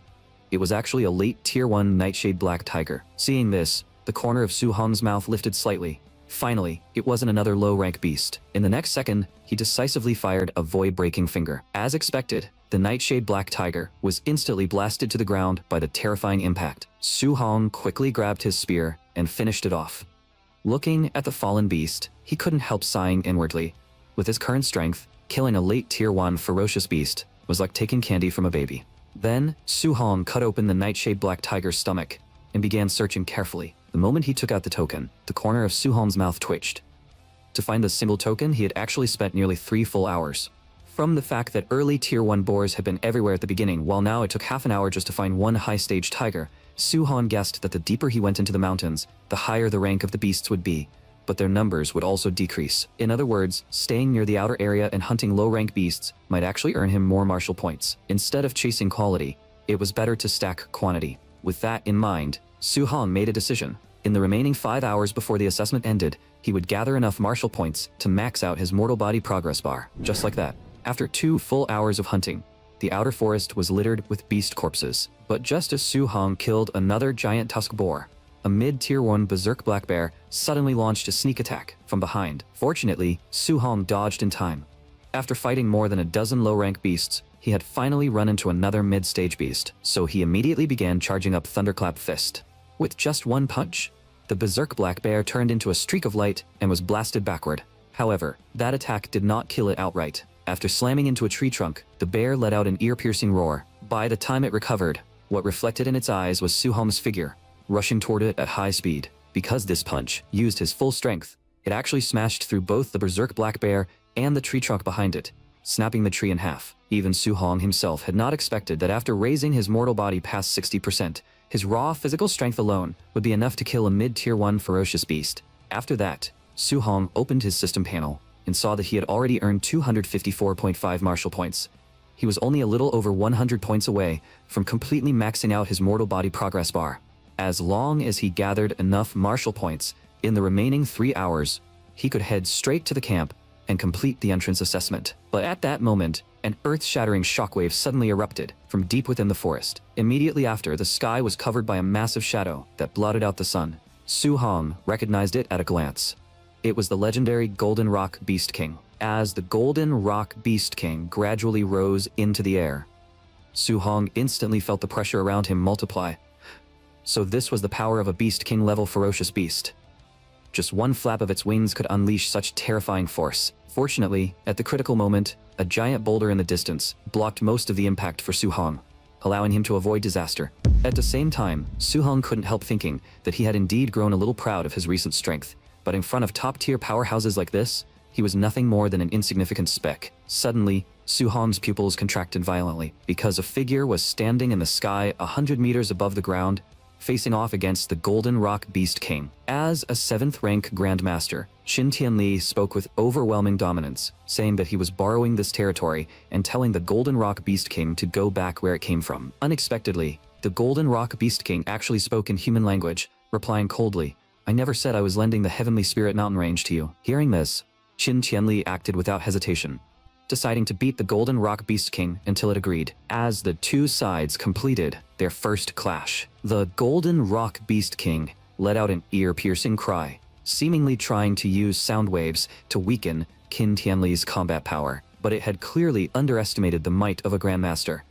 Qin Tianli turned into a blur and roared, "Too damn noisy." The moment his words fell, this Beast King level ferocious beast was reduced to a punching bag. After hundreds of consecutive punches, the Golden Rock Beast King was finally knocked back by a single blow. Qin Tianli then gave it his final warning. "I don't want to repeat myself. Get back where you came from.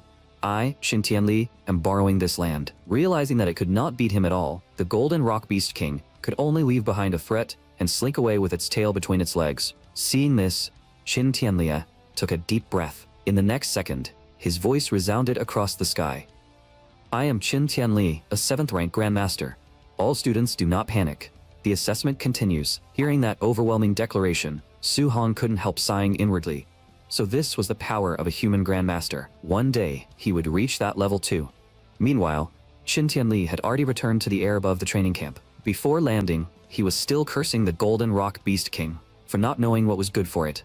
He had only borrowed its territory as a trial ground, yet it insisted on coming back just to get beaten up. The two 5th rank martial artists quickly praised him, saying he truly lived up to the title of Grandmaster and had beaten the fight right out of a Beast King famous for its physical toughness. But Qin Tianli told them to save the bootlicking. If they had time for that, they should hurry back to the monitoring room and see who had managed to withstand the Golden Rock Beast King's pressure just now. Through the surveillance replay, the three of them found that most students had been completely unable to move under the pressure. What caught Qin Tianli's attention, however, was that someone had killed a late Tier 1 Black Tiger and still easily endured the pressure afterward. He learned that this person was Wang Tiantuo, the son of New City's City Lord. Wang Tiantuo was a late 1st rank martial artist with vitality as high as 340. Aside from having 95% fire attribute compatibility, he also possessed the immensely powerful barbarian god body. Qin Tianli gave him high praise. Lin Xinghe and Xiaoyan also earned his approval. One of them relied on 96% wind attribute compatibility, along with late 1st rank strength, to escape the pressure range using agile movement techniques. The other only had mid 1st rank strength and 95% wood attribute compatibility, but she could use spiritual mind power to offset the impact. When Qin Tianli asked whether anyone else had withstood the impact, especially students from New City First High, Bai Mu looked through the files and said that the dozen or so people who endured the pressure were mostly from major families. As for the 3 students from First High, they had all only broken through to martial artist level recently. Hearing this, Qin Tianli immediately lost interest and waved his hand, telling Bai Mu not to continue. He felt that New City First High did not live up to its reputation. But unexpectedly, Lin Ze beside him suddenly exclaimed, "What's going on with this guy? He just went through the Golden Rock's pressure, and he still has the strength to hunt ferocious beasts?" The person on the screen was none other than Su Hong, who was wildly slaughtering giant tusk boars. As for Bai Mu, the moment she saw the file, her mouth twitched uncontrollably, and even her words became unsteady. "He's that monster from New City First High." After hearing that, Lin Ze snatched the file from Bai Mu's hand. He wanted to see what kind of monster could make her make such a fuss in front of a Grandmaster. But in the next second, Lin Ze froze completely. This guy really was a monster. That instantly sparked Qin Tianli's curiosity. As he tore the file free, he criticized them, saying, "You two are 5th rank martial artists at least. What kind of genius haven't you seen before?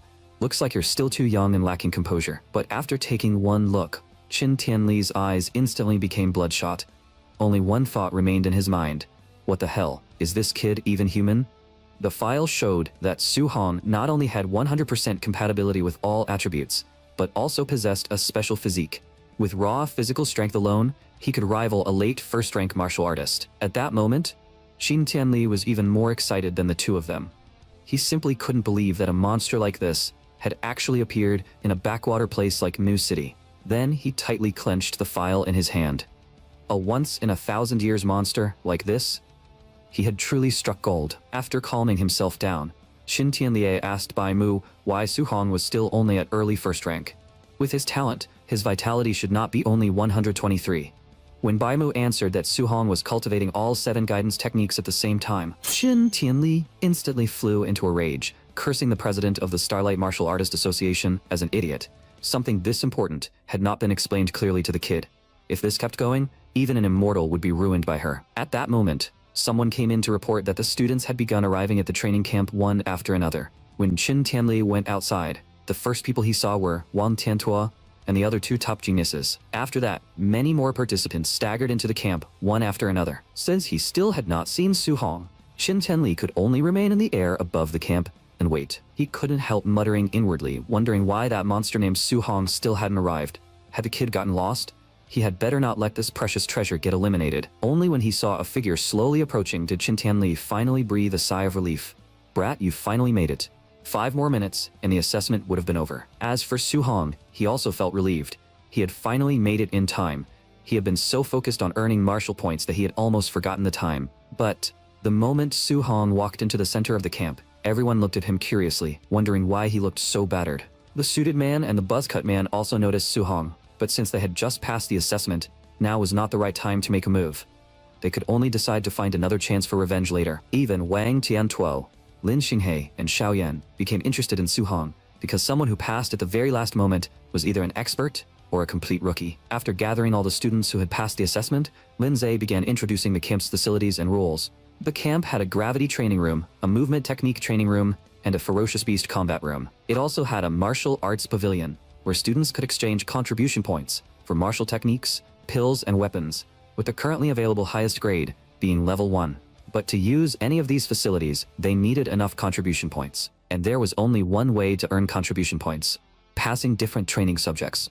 Those who performed exceptionally well would also receive extra rewards. After the rules were announced, Lin Zhe told everyone to follow him back to the dorms and rest. But once Su Hong heard how the system worked, his interest only grew. This training camp was exactly the right place for him. The moment he returned to his assigned single dorm room, his first thought was simple. From now on, he no longer had to worry about anyone seeing him cultivate or upgrade. After confirming that no one else was in the room, he immediately sat cross-legged on the bed and poured all the martial points he had accumulated into his mortal body. Soon, a burning heat swept through his entire body, and the system notified him that his mortal body had met the conditions for evolution. In the next moment, his whole body was covered in a blood-red glow, and only one thought remained in his mind. What kind of heaven-defined physique would this evolve into? As all of his martial points fully flowed into his mortal body, Su Hong felt as if the blood inside him had begun to boil, while thick blood energy surged out from within him. Fortunately, the pain did not last too long. Once that energy gradually settled down, he knew that his mortal body had successfully completed its evolution. Su Hong immediately opened the system panel and saw that his evolved physique was called the Overlord Body, known as the strongest physique in terms of pure strength. He was stunned for a moment. He had never heard of this physique before, and the progress percentage behind its spirit rank clearly meant that the Overlord Body could continue upgrading. But thinking too much about it now was pointless. He quickly got dressed and prepared to test just how absurd the Overlord Body's strength really was. To his surprise, the moment he casually picked up his spear, he crushed a dent straight into the shaft. This was a C-rank alloy spear worth $60,000, yet with one light grip, he had nearly ruined it on the spot. But then again, he had picked this spear up in the wild outside New City and hadn't spent a single cent on it. So even if it broke, it didn't really count as a loss. Still, this made it even more urgent for him to gather contribution points in exchange for a higher quality spear. At the martial arts pavilion, the moment he remembered that wearing a weighted vest could earn contribution points, he immediately had a target. Meanwhile, quite a few students had already gathered in the camp warehouse, all exclaiming that Wang Tiantuo, the son of the city lord, was an absolute freak. It turned out that Wang Tiantuo could still jump in place while wearing a 3,000-kilogram weighted vest. A normal first-rank martial artist could only handle a few hundred kilograms at most. Even Lin Xinghe and Xiao Yan couldn't help calling him a brute bull, saying his strength was basically no different from a monster's. This scene happened to be seen by Qin Tianlie and the others in the monitoring room, and they also sighed in amazement. Wang Tiantuo's barbarian god body truly lived up to its name, but Bai Mu was clearly more concerned about something else. She asked Grandmaster Qin about Su Hong cultivating all 7 guidance techniques at once. Should we find a chance to explain it to him tomorrow? Qin Tianli shook his head and said they could not be so direct. Geniuses were proud. The harder they tried to persuade him, the more likely it was to backfire. They had to find a way to make him give it up on his own. As he spoke, he turned to Lindsay and asked whether the martial artists arranged for the night raid had finished gathering. Lindsay gave a wicked smile and said it would take a little more time, but these students had just finished the entrance assessment and were probably relaxing. A sudden attack right now would definitely be exciting. But then Qin Tianli added that Lindsay should arrange a late first-rank martial artist for Su Hong. He wanted that kid to be completely crushed first, then he would explain the drawbacks of cultivating 7 guidance techniques. By then, Su Hong would naturally listen and give it up. Hearing this, Lindsay and Bai Mu both felt that Qin Tianli had lost his mind. A late first-rank martial artist had vitality over 400 and combat power close to 5,000. If Su Hong's Dao heart was truly shattered, wouldn't they be destroying this monster with their own hands? But Qin Tianli did not see it that way. In his eyes, if Su Hong's martial will could be shattered that easily, then it would only prove that he was trash to begin with. Su Hong knew nothing about what was about to happen. At that moment, he had already gone straight to the camp warehouse, and from the conversations ahead, he learned that Wang Tiantuo seemed to have gone to the gravity training room. Since everyone had gone to watch Wang Tiantuo train, Su Hong figured he might as well check it out later too. After picking up the smart wristband used to calculate points, he had only just walked over to the weighted vests when the 10-ton number on one of them startled him. Who the hell was supposed to wear something like that? But after actually trying it, he realized he could barely put it on. The problem was that it would severely affect his movement. After a series of tests, Su Hong finally chose a 5-ton weighted vest. This weight did not feel too difficult for him, and he could still move freely. For his current state, it was just right. Still, he couldn't help wondering how much weight Wang Tiantuo was using. The guy was a late first-rank martial artist, so he should be a little stronger, right? To understand how these top geniuses trained. Su Hong quickly put on the weighted vest and walked outside. When he arrived at the gravity training room, everyone around him was talking about how Wang Tiantuo was basically not human. The guy had entered the gravity room without even taking off his 3-ton weighted vest, and he had set the gravity to double. But when Su Hong saw Wang Tiantuo on the monitor struggling a little under 6 tons of total pressure, he suddenly realized something. He might have seriously underestimated how powerful the overlord body was. Otherwise, Wang Tiantuo's weighted vest would not have been only 3 tons. Just then he noticed 2 familiar figures nearby. When Su Hong asked why they were not going in to train, Chen Shan and Li Tu could only explain that everyone here was more monstrous than the last. If they went in, they would definitely be compared to the others, and that would be way too embarrassing. Su Hong patted Chen Shan on the shoulder and asked helplessly, "That's the reason?" Seeing him stride toward the gravity room entrance, the two hurriedly advised him to go in later, or he would definitely be laughed at. The people around them also started mocking him. In their eyes, Su Hong was not even wearing a gravity suit. Yet, he wanted to surpass Wang Tiantuo in gravity training. It was simply ridiculous, but Su Hong ignored them. After all, gravity rooms were extremely expensive to build, and only a few powerful families could afford them. Ordinary martial artists like him normally had no chance to use one, so there was no way he would waste this opportunity. Right now, he was wearing a 5-ton weighted vest. If he turned on double gravity, that would be equivalent to 10 tons of pressure, and he could probably only last a little over 10 minutes. So, Su Hong eventually set the gravity to 1.5 times. That way, he could at least hold on longer. But the moment he pressed the start button, his entire body felt like it weighed a ton, becoming terrifyingly heavy. Seeing Su Hong's performance on the monitor, the people mocking him laughed even louder, saying that a bottom feeder was a bottom feeder. He was already struggling at only 1.5 times gravity. Fortunately, Su Hong quickly adapted to the weight. At the same time, he realized that cultivating guidance techniques under this kind of pressure was much harder, but the cultivation speed was clearly much faster than outside. Just like that, 2 hours passed. When Su Hong let out a long breath, and ended his cultivation state. He discovered that, aside from his lightning and fire guidance techniques, all the other guidance techniques had actually risen by 1 level. Even his vitality had increased from 126 to 130. That instantly excited him. If the gravity room was already this effective, then the movement technique room and the ferocious beast combat room definitely would not be bad either. But the moment she walked out of the gravity room, the 2 people not far away immediately mocked him in a sarcastic tone. "Look at that bottom feeder. He came out so quickly and he's already covered in sweat from just 1.5 times gravity. If it were us, we could probably sleep in there." But when he took off his jacket to cool down, those people's impression of him improved a little. Still, judging from how strained he had looked earlier, they guessed his weighted vest was probably 500 kilograms at most. Even if he had some strength, he was still nowhere near those geniuses who trained with thousands of kilograms. Fortunately, Wang Tiantuo was about to finish his training, and everyone's attention was quickly drawn back to him. As Wang Tiantuo walked out of the gravity room drenched in sweat, the weighted vest he took off instantly left everyone frozen in place. At that moment, only one thought remained in their minds. With that kind of weight alone, Wang Tiantuo's physical strength was absolutely number 1 in the training camp. Even Ling Xinghe smiled and admitted that when it came to strength, no one here could compare to him. So why not go to the movement technique room and compare movement instead? But Wang Tiantuo rejected him without hesitation. Only an idiot would compare movement techniques with Lin Xinghe, especially since Lin Xinghe practiced an E-rank movement technique and had the wind attribute, which was famous for speed. Hearing this, Su Hong immediately became interested. The Overlord body gave him an absolute advantage in strength, but it could not make up for his weakness in movement techniques. After Lin Xinghe entered the movement technique training room, several well-informed students immediately cried out, "So this is the E-rank movement technique, Flying Swan Cloud Step. Isn't this way too strong?" On the monitor, Lin Xinghe faced arrows at maximum difficulty, yet still relied on his agile movement to dodge every single attack perfectly. He even had enough stare energy to scatter flower petals and strike all kinds of flamboyant poses. Su Hong looked at the system panel and couldn't help sighing.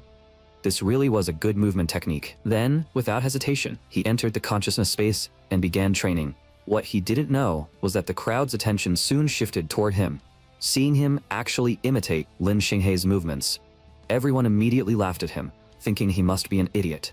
Did he really think he could learn Flying Swan Cloud Step just by watching it once? But Su Hong knew nothing about the outside world's comments. He was fully immersed in the consciousness space, following Lin Xinghe's movements to train the technique. Only when the system notification came, saying that Flying Swan Cloud Step had officially reached the beginner stage, did he finally stop moving and end the practice. At the same time, he couldn't help complaining inwardly that Lin Xinghe's movements were way too flamboyant. If he had ever seen a normal version of Flying Swan Cloud Step, he would never have learned this guy's style. Still, now that he had learned the movement technique, there was no need to waste more time in the movement room. The extra time could be spent in the ferocious beast room, hunting beasts, earning more martial points, and raising his vitality. But the moment he returned to reality, he heard people discussing how his movements just now had been ridiculously flamboyant and actually carried a bit of Lin Xinghe's signature flair. If they tried it, they definitely could not imitate it that well. Once Su Hong realized what had happened, he froze awkwardly on the spot. Had he actually made all those flamboyant poses in real life too? Thinking of this, he turned and ran, silently cursing that he would never use Lin Xinghe as a learning template again. Watching him leave, the revenge duo guessed that he was probably heading to the ferocious beast room, so they decided to block the entrance and beat the living daylights out of him once he came out. Before long, a large crowd had gathered in front of the ferocious beast room. It turned out that Xiao Yan wanted to challenge Wang Tiantuo in a ferocious beast hunting contest to determine who was truly number 1 in the training camp. Wang Tiantuo, however, did not take it seriously. He did not believe Xiao Yan could beat his barbarian god body with spiritual mind power alone. Su Hong happened to see all of this. Curious about how spiritual mind masters fought, he immediately decided to watch first, then head into the ferocious beast room to earn martial points afterward. When he saw Xiao Yan slowly floating in the surveillance footage, Su Hong froze on the spot. Walking through the air was supposed to be something only Grandmaster level experts could do. So this was what a spiritual mind master was like? Before he could even recover from the shock, Xiao Yan had already made her move. In a single instant, 3 late tier 1 black tigers were killed at the same time, and when another black tiger tried to ambush her from behind, she actually used spiritual mind power to forcibly bind it in midair. With a light sweep of her arm, the ambushing black tiger was instantly cut down as well. When Su Hong realized that streak of light was a dagger, his entire body trembled.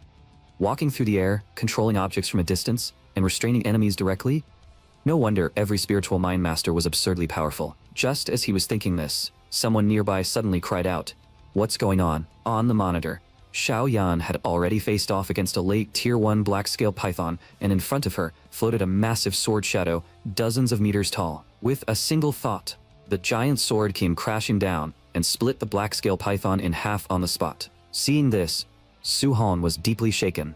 She clearly had not brought any weapon earlier, and a sword shadow that huge had to weigh several tons, right? Right then, Lin Xinghe arrived and explained with a smile that this was an A-rank martial technique, unique to spiritual mind masters. The moment he said that, everyone present began discussing it. Another A-rank technique? Seriously, do all you top geniuses have A-rank martial techniques? Don't tell me Wang Tiantuo has one too. Lin Xinghe answered that Wang Tiantuo did indeed have an offensive A-rank martial technique. Su Hong's surprise instantly turned into excitement. This training camp was packed with A-rank techniques. He had definitely come to the right place. However, Wang Tiantuo, on the monitor, was only relying on raw physical strength to kill ferocious beasts. It looked like he had no intention of using any martial technique for now, so Su Hong could only wait for another chance to secretly learn it. But right now, another thought surfaced in Su Hong's mind. He wanted to become a spiritual mind master too. From what he remembered, one needed over 100 spirit points to cross that threshold. His current spirit was only 26.5, which meant he was still 73.5 points short. Converted into martial points, that meant he still needed 735 points.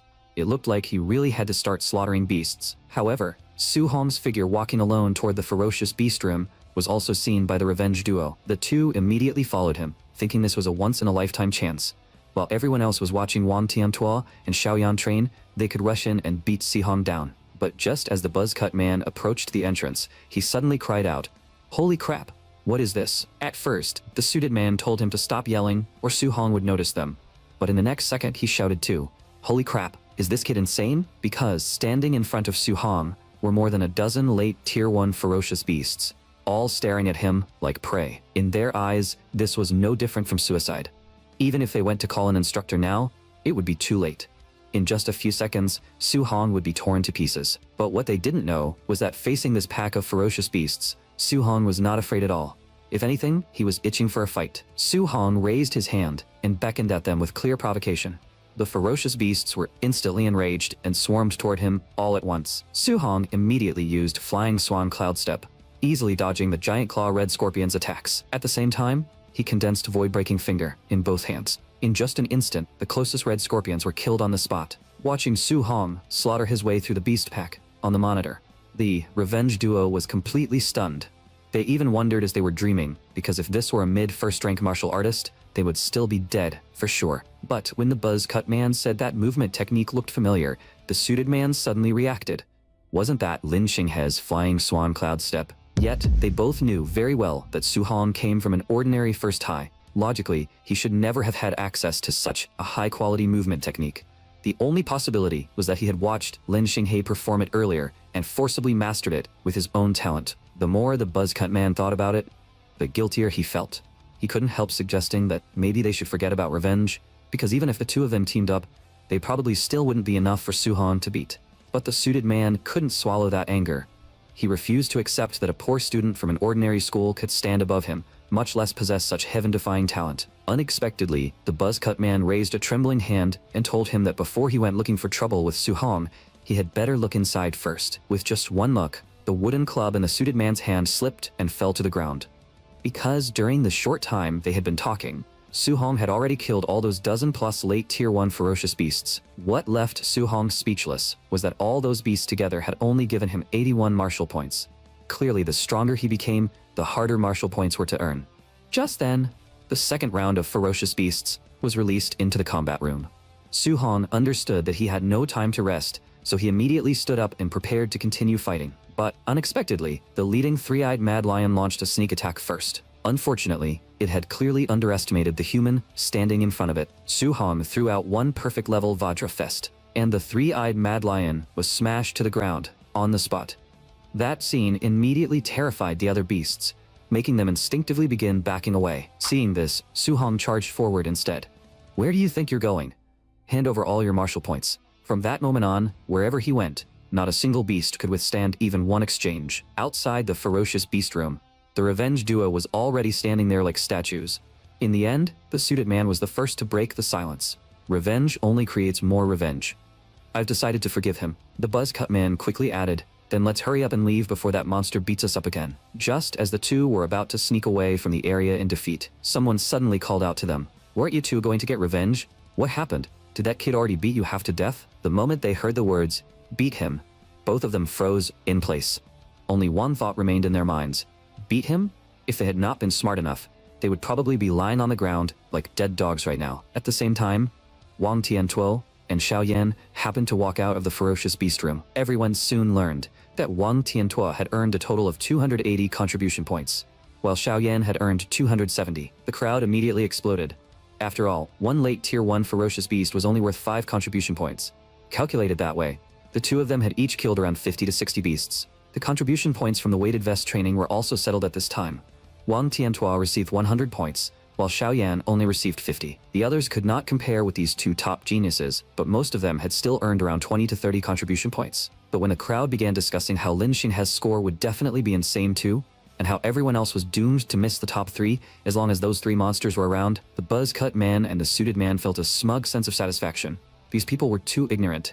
There was an even more terrifying monster in the training camp, and that guy stood completely above those 3 freaks. 1 hour later, Su Hong finally stopped hunting ferocious beasts. After such a long stretch of high-intensity fighting, even Su Hong with the overlord body was starting to feel seriously exhausted. Unfortunately, he was still quite far from gathering the 735.5 martial points he needed. The only good news was that hunting ferocious beasts and using the weighted vest had earned him a total of 700 contribution points, so he could at least visit the martial arts pavilion and see what he could exchange for. So, under the cover of night, Su Hong went to the martial arts pavilion.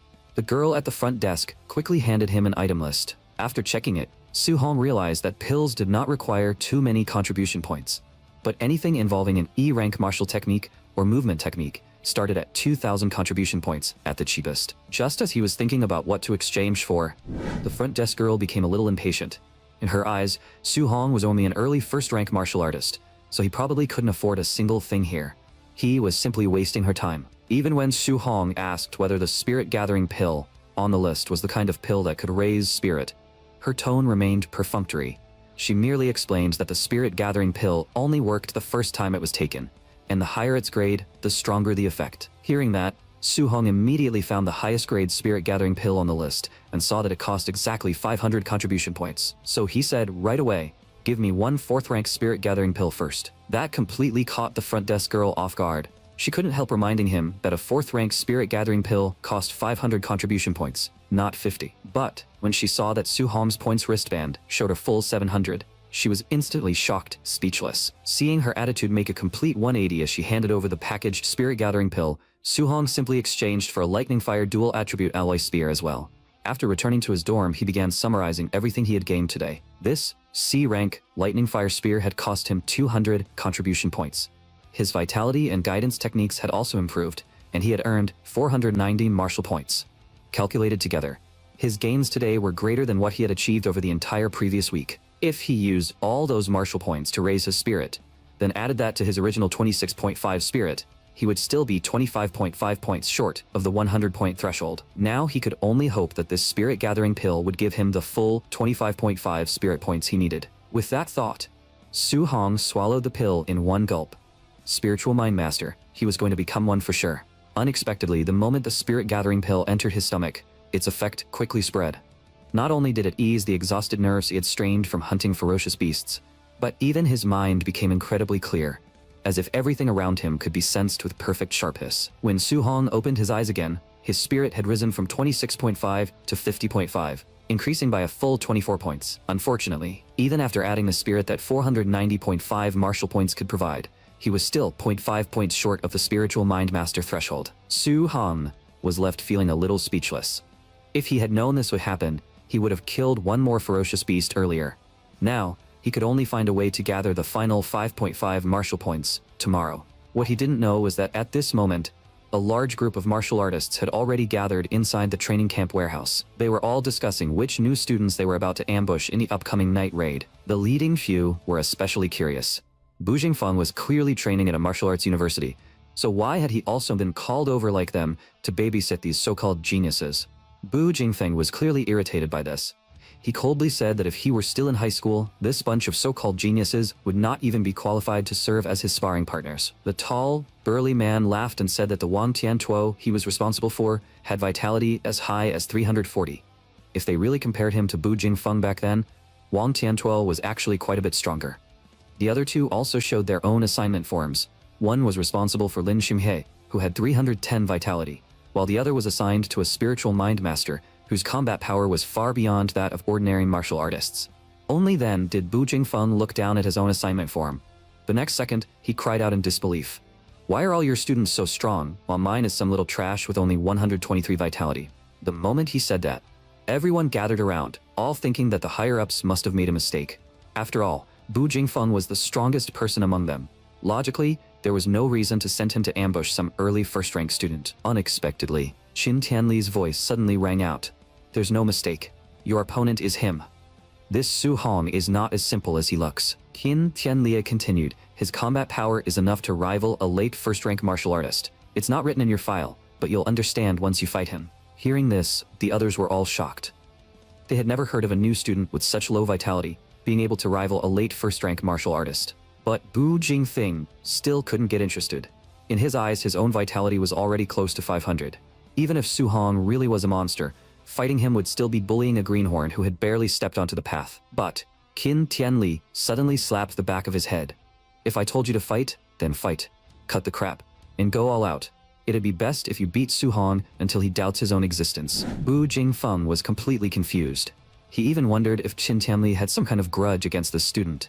If he actually crippled the kid, he was not taking responsibility. But when Bu Jingfeng looked up, he saw Qin Tianli wearing a terrifying smile.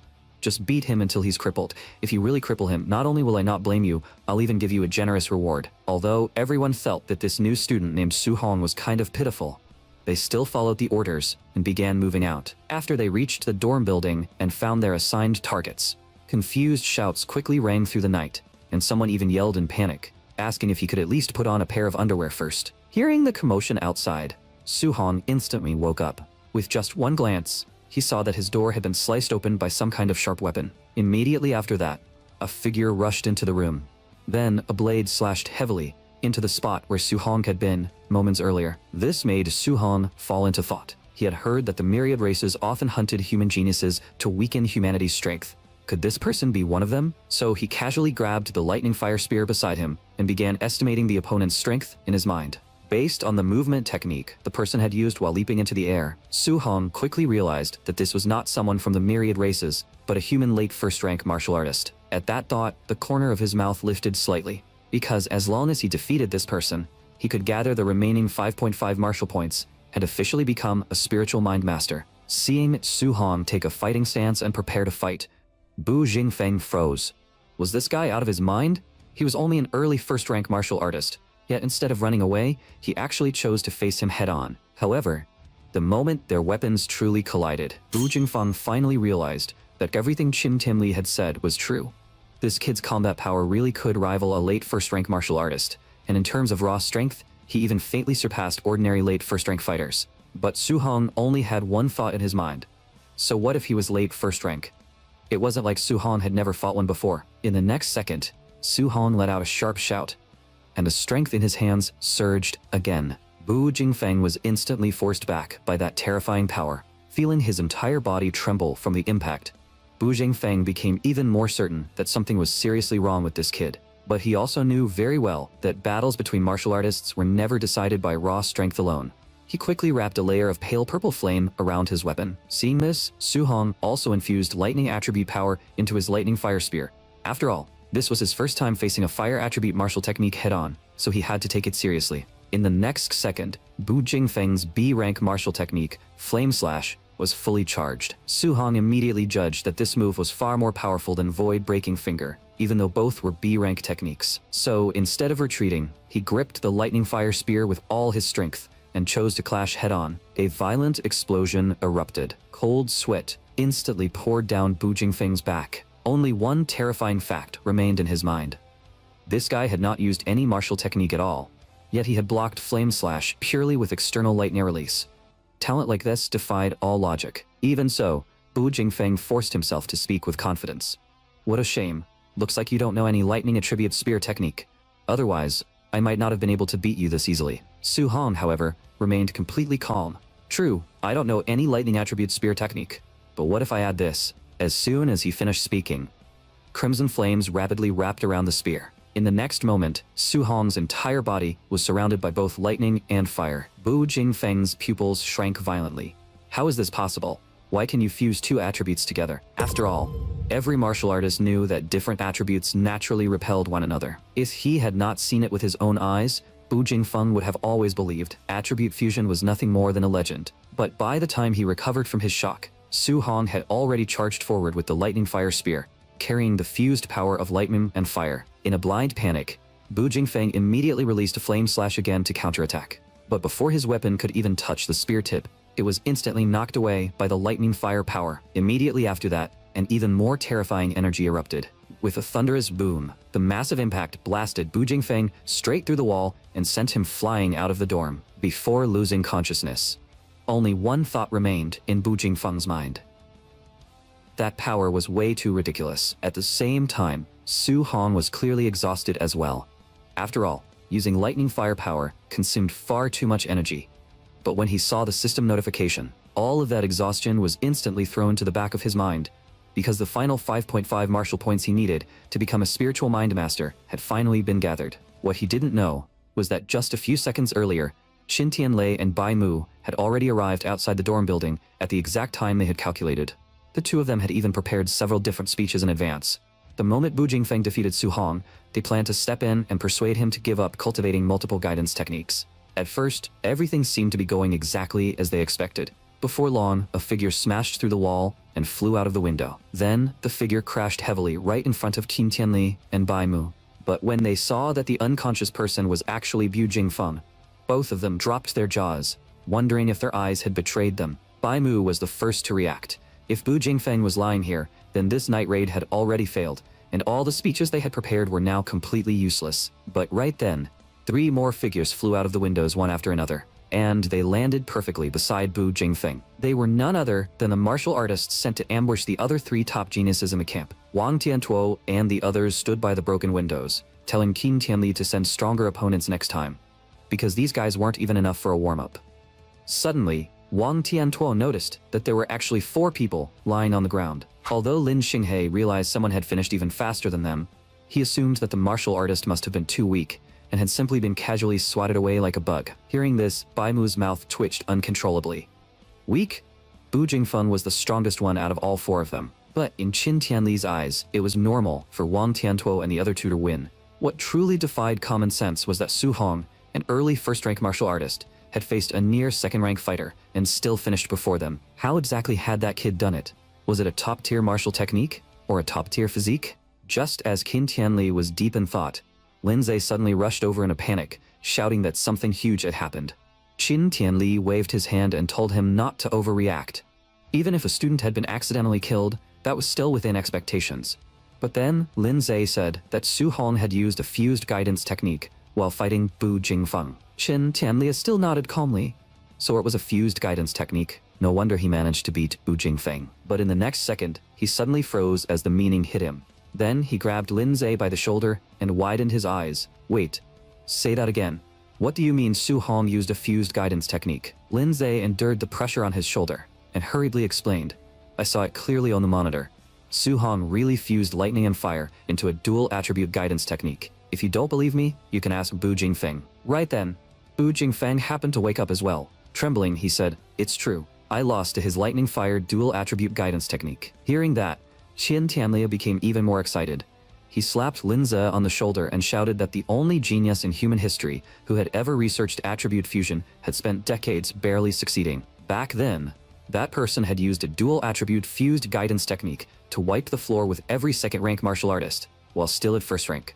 But according to the Starlight Association's file, Su Hong had been exposed to guidance techniques for less than a month. The more Qin Tianli thought about it, the more excited he became. He burst into laughter and declared that this was a destined star descending from the heavens.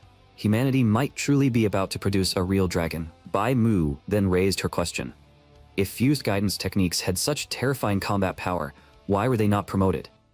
If people succeeded on a large scale, Wouldn't humanity no longer need to fear the war against the myriad races? Qin Tianli explained again that many people had tried it back then, but attribute fusion was not only extremely difficult, it also had a high chance of ruining the cultivator.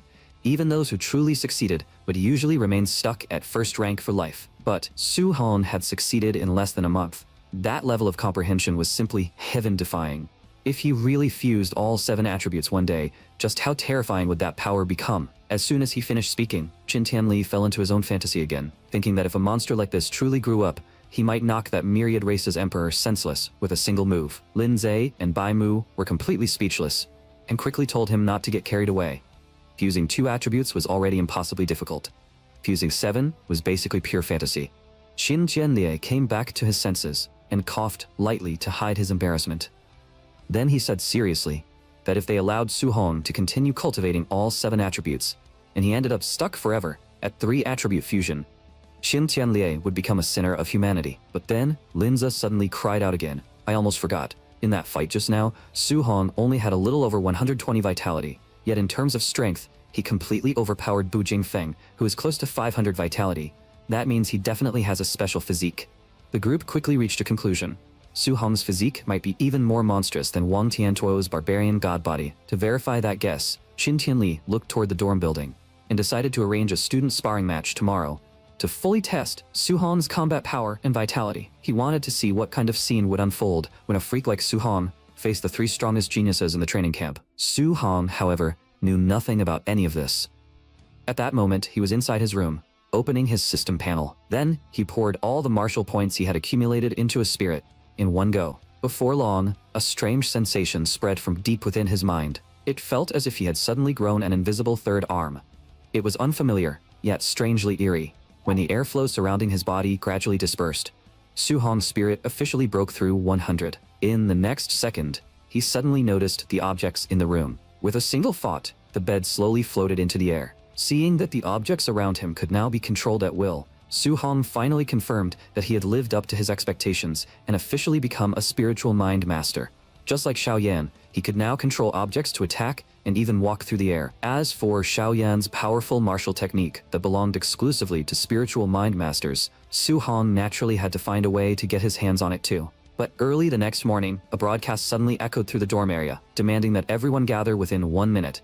Being even 1 second late would cost them contribution points. With no other choice, all the students rushed downstairs, complaining the whole way that this training camp was ridiculous.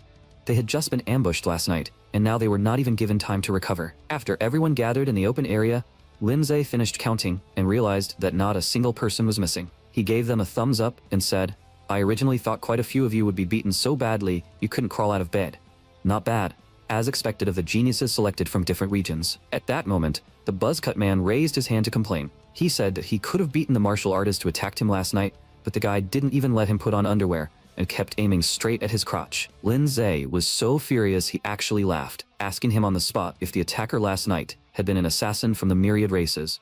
Would he also ask the enemy to wait until he put on his underwear? The crowd instantly burst into laughter, and the suited man even joked that from now on, they might as well call him Underwear Bro. Su Hong could understand why the buzzcut man felt wronged. Instructor Ling was right that real combat never waited for anyone to get ready. But after being exhausted all day yesterday, and then ambushed in the middle of the night, it was normal for people to feel upset. Lin Zhe then announced that he knew many of them were unconvinced, so today he would give everyone another chance to prove themselves.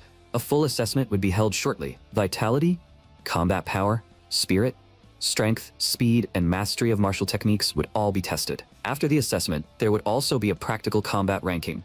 The top 10 students would receive different amounts of contribution points every day, but everyone knew very well that as long as Wang Tiantua, Lin Xinghe, and Xiao Yan were here, the others basically had no chance of touching the top 3. Su Hong, however, became interested. A full assessment and combat ranking? He wondered how many contribution points first place would get every day. Soon, everyone was brought to the temporary testing field inside the warehouse. Qin Tianli immediately spotted Su Hong, hidden in the crowd, and thought that this kid really did not stand out at all when mixed among everyone else. Unexpectedly, the person beside Su Hong looked proud, thinking Qin Tianli was looking at him with approval. Su Hong couldn't help roasting him inwardly. Bro, you're definitely overthinking it.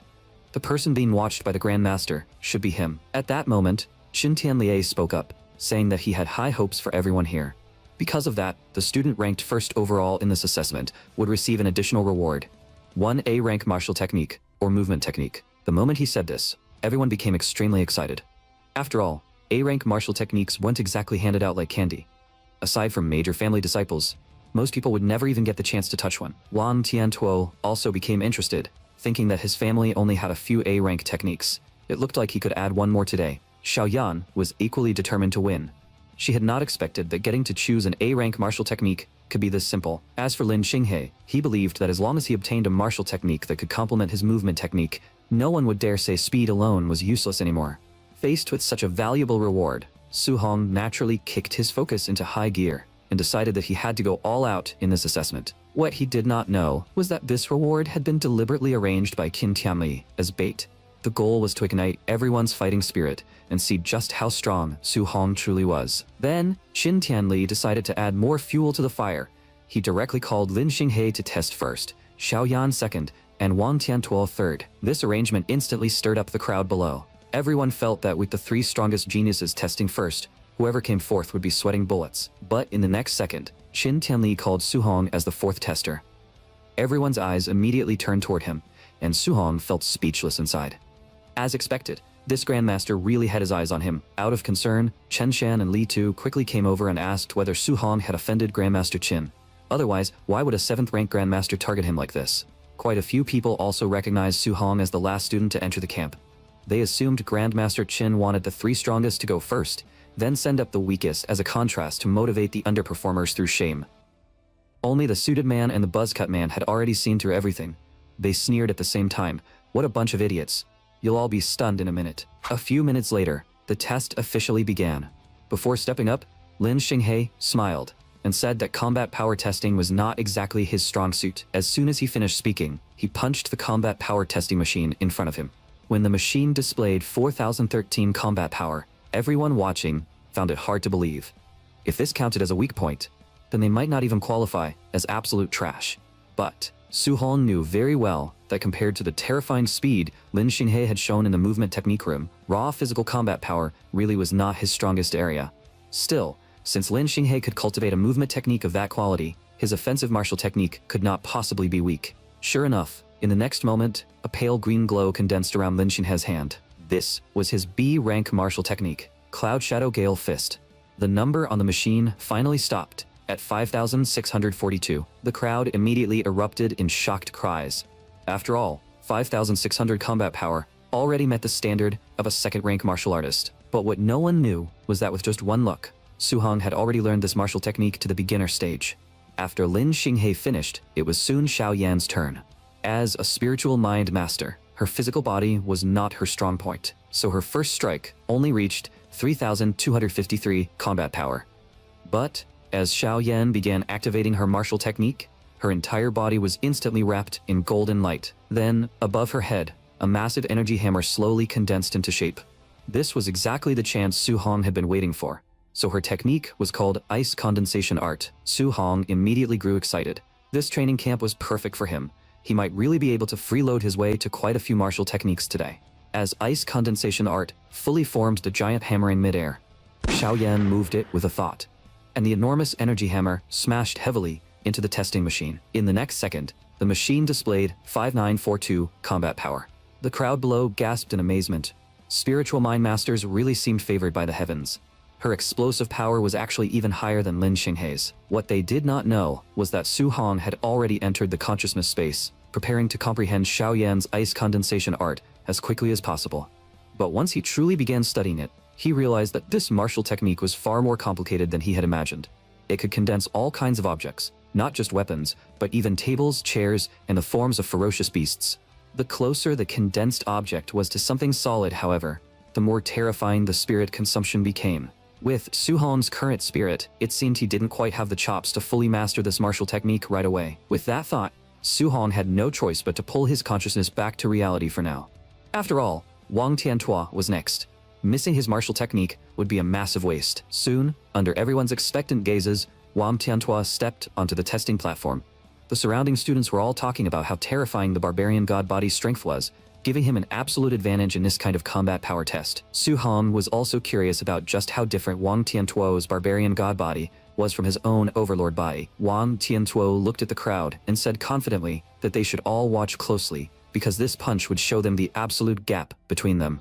With a thunderous boom, his fist smashed into the machine and actually stirred up visible ripples across its surface. That punch made everyone curse him as a freak on the spot. With raw physical strength alone, his explosive power was only 300 points lower than Lin Xinghei's score after using a martial technique. Even Qin Tianli gave him a solid evaluation after seeing it. Wang Tiantuo thanked the Grandmaster for the praise, then said that next he would finally use his martial technique. Hearing that, Su Hong immediately focused. So it was finally coming. Wang Tiantuo's offensive A-rank martial technique was about to be revealed before everyone. A layer of white flame gradually covered his arm. At the same time, his entire body began radiating an extremely sharp aura. As a Grandmaster level martial artist, Qin Tianli recognized it at a glance. This was the A-rank martial technique, Ancient Nether Flame Fist. Su Hong was inwardly shocked. He had seen this technique at the martial arts pavilion before, and it cost a whopping 200-800 contribution points to exchange for. At the same time, a cold gleam flashed in Wang Tiantuo's eyes. In the next second, his fist slammed heavily into the combat power testing machine. To everyone's disbelief, this strike reached an absurd 7,534 combat power. If it were just 500 points higher, it would meet the standard of a mid-second rank martial artist with 600 vitality. Even Qin Tianli couldn't help praising him. Good, your old man has been talking for half his life about having a child with Grandmaster potential. Looks like he might actually get his wish. Then Qin Tianli turned his gaze toward the crowd and reminded everyone that Su Hong was next. For a moment, the students began whispering among themselves. The top three had already performed so ridiculously well that anyone going up now would only embarrass themselves. So why did this kid, the one who entered the camp last, still look so calm? After Qin Tianli briefly explained the testing precautions, Su Hong immediately took his stance and prepared to punch. At the same time, he thought to himself that the first place reward from this test was his. In the next second, Su Hong threw a punch without holding anything back. A thick cloud of dust exploded across the entire testing platform. When the number on the machine finally stopped at 6551, everyone present dropped their jaws, unable to believe what they were seeing. Even Qin Tianli broke out in cold sweat. Only now did he realize that he had still underestimated just how monstrous Su Hong really was. In the next second, the crowd instantly erupted. Some said Su Hong was a monster who had surpassed Wang Tiantuo, while others suspected that the combat power testing machine had malfunctioned. Otherwise, how could someone who barely passed the entrance assessment at the last minute produce such an absurd score? The three top geniuses were just as shocked. But they all knew the machine could not be broken. The only explanation was that Su Hong was probably already a second-rank martial artist, making him far stronger than self-proclaimed geniuses like them. After receiving Qin Tianli's permission to use a martial technique, Su Hong took his stance again and stepped back in front of the combat power testing machine. This immediately sparked Qin Tianli's curiosity. He asked Lindsay to guess how much combat power Su Hong could produce after using a martial technique, while Lindsay reminded him that Su Hong came from an ordinary family, so the martial technique he knew probably would not be high rank. But Qin Tianli looked expectant. In his eyes, whatever Su Hong was about to use in this state would definitely not be some low-level martial technique, and he was right, because at that moment, Su Hong had already entered the consciousness space and was repeatedly training Wang Tiantuo's ancient nether flame fist. As the proficiency kept rising, Su Hong could clearly feel that this martial technique suited him extremely well. He was learning it much faster than Flying Swan Cloud Step. Before long, the progress bar for ancient nether flame fist reached 100%, meaning Su Hong had successfully learned it to the beginner stage. When his consciousness returned to reality, white flames gradually surged from his hand. This instantly drew shocked cries from everyone. Oh my god, isn't that Wang Tiantuo's ancient nether flame fist? Why does Su Hong know it too? But Su Hong ignored the discussion. Right now he only wanted to personally see how powerful this offensive martial technique really was. The moment his fist collided with the machine, a powerful shockwave instantly swept outward. For a moment, everyone's vision was covered by smoke and dust, but they could vaguely feel that this punch seemed even stronger than Wang Tiantuo's earlier strike. When the dust finally cleared, the crowd could no longer stay calm. Someone cried out on the spot, "My god, 9,013 combat power? Isn't the standard for a late second-rank martial artist only 9,000? Is this guy even human?" As for Lin Zhe, he was completely dumbfounded. How was this the combat power of an early first-rank martial artist with only 123 vitality? That useless file from the New City Association was definitely wrong. Not just him. Even Wang Tiantuo and the others reached the same conclusion. Since the standard vitality for a second-rank martial artist was 500, Su Hong must have hidden his real vitality. Their vitality had not even reached 400, so losing to him would not be embarrassing. But soon after, the vitality test showed that Su Hong's vitality was only 137. Even the usually steady Wang Tiantuo completely lost his cool and blurted out that he must be seeing ghosts. How could anyone with 137 vitality produce 9,000 combat power? As Qin Tianlie watched Su Hong walk out of the vitality testing machine, he couldn't help sighing inwardly. This kid had truly blown his mind today. Immediately after that, Qin Tianlie announced to everyone that the practical combat test would begin next, and it would determine the final ranking for this assessment. The matches would follow a challenge system. Anyone could challenge a chosen opponent. When no one dared to challenge you anymore, you would be ranked first, and receive the reward of randomly choosing an A-rank martial technique.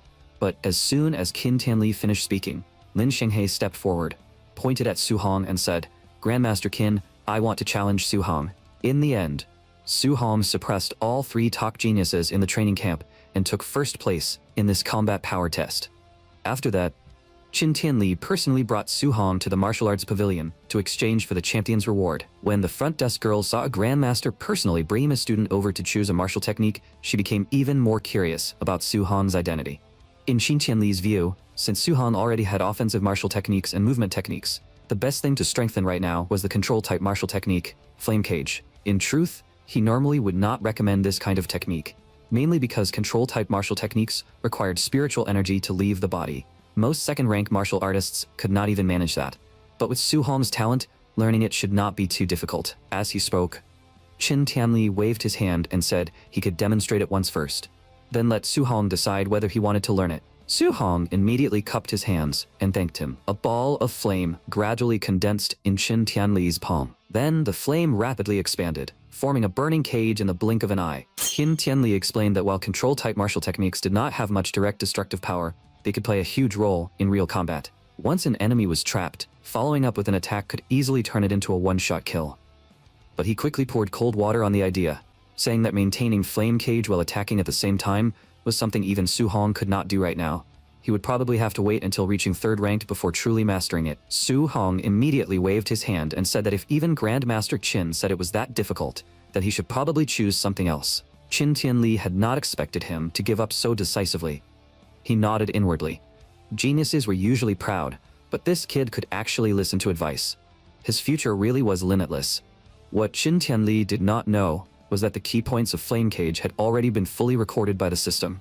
As long as Su Hong spent some time analyzing it later, he could still learn it. Seeing Su Hong hand the martial technique list back, Qin Tianlie looked through it again and recommended a defensive martial technique instead. The A-rank Earth attribute martial technique, Thick Earth Battle Armor, was a perfect fit. It used Earth attribute spiritual energy to condense armor over the body, greatly increasing physical defense. Su Hong immediately decided to choose that one. With his physical strength, plus this defensive martial technique, the result would definitely not be weak. At that moment, Qin Tianlie seemed to remember something and asked what kind of special physique Su Hong actually had. While Su Hong honestly answered that it was the Overlord body, he secretly began to hope.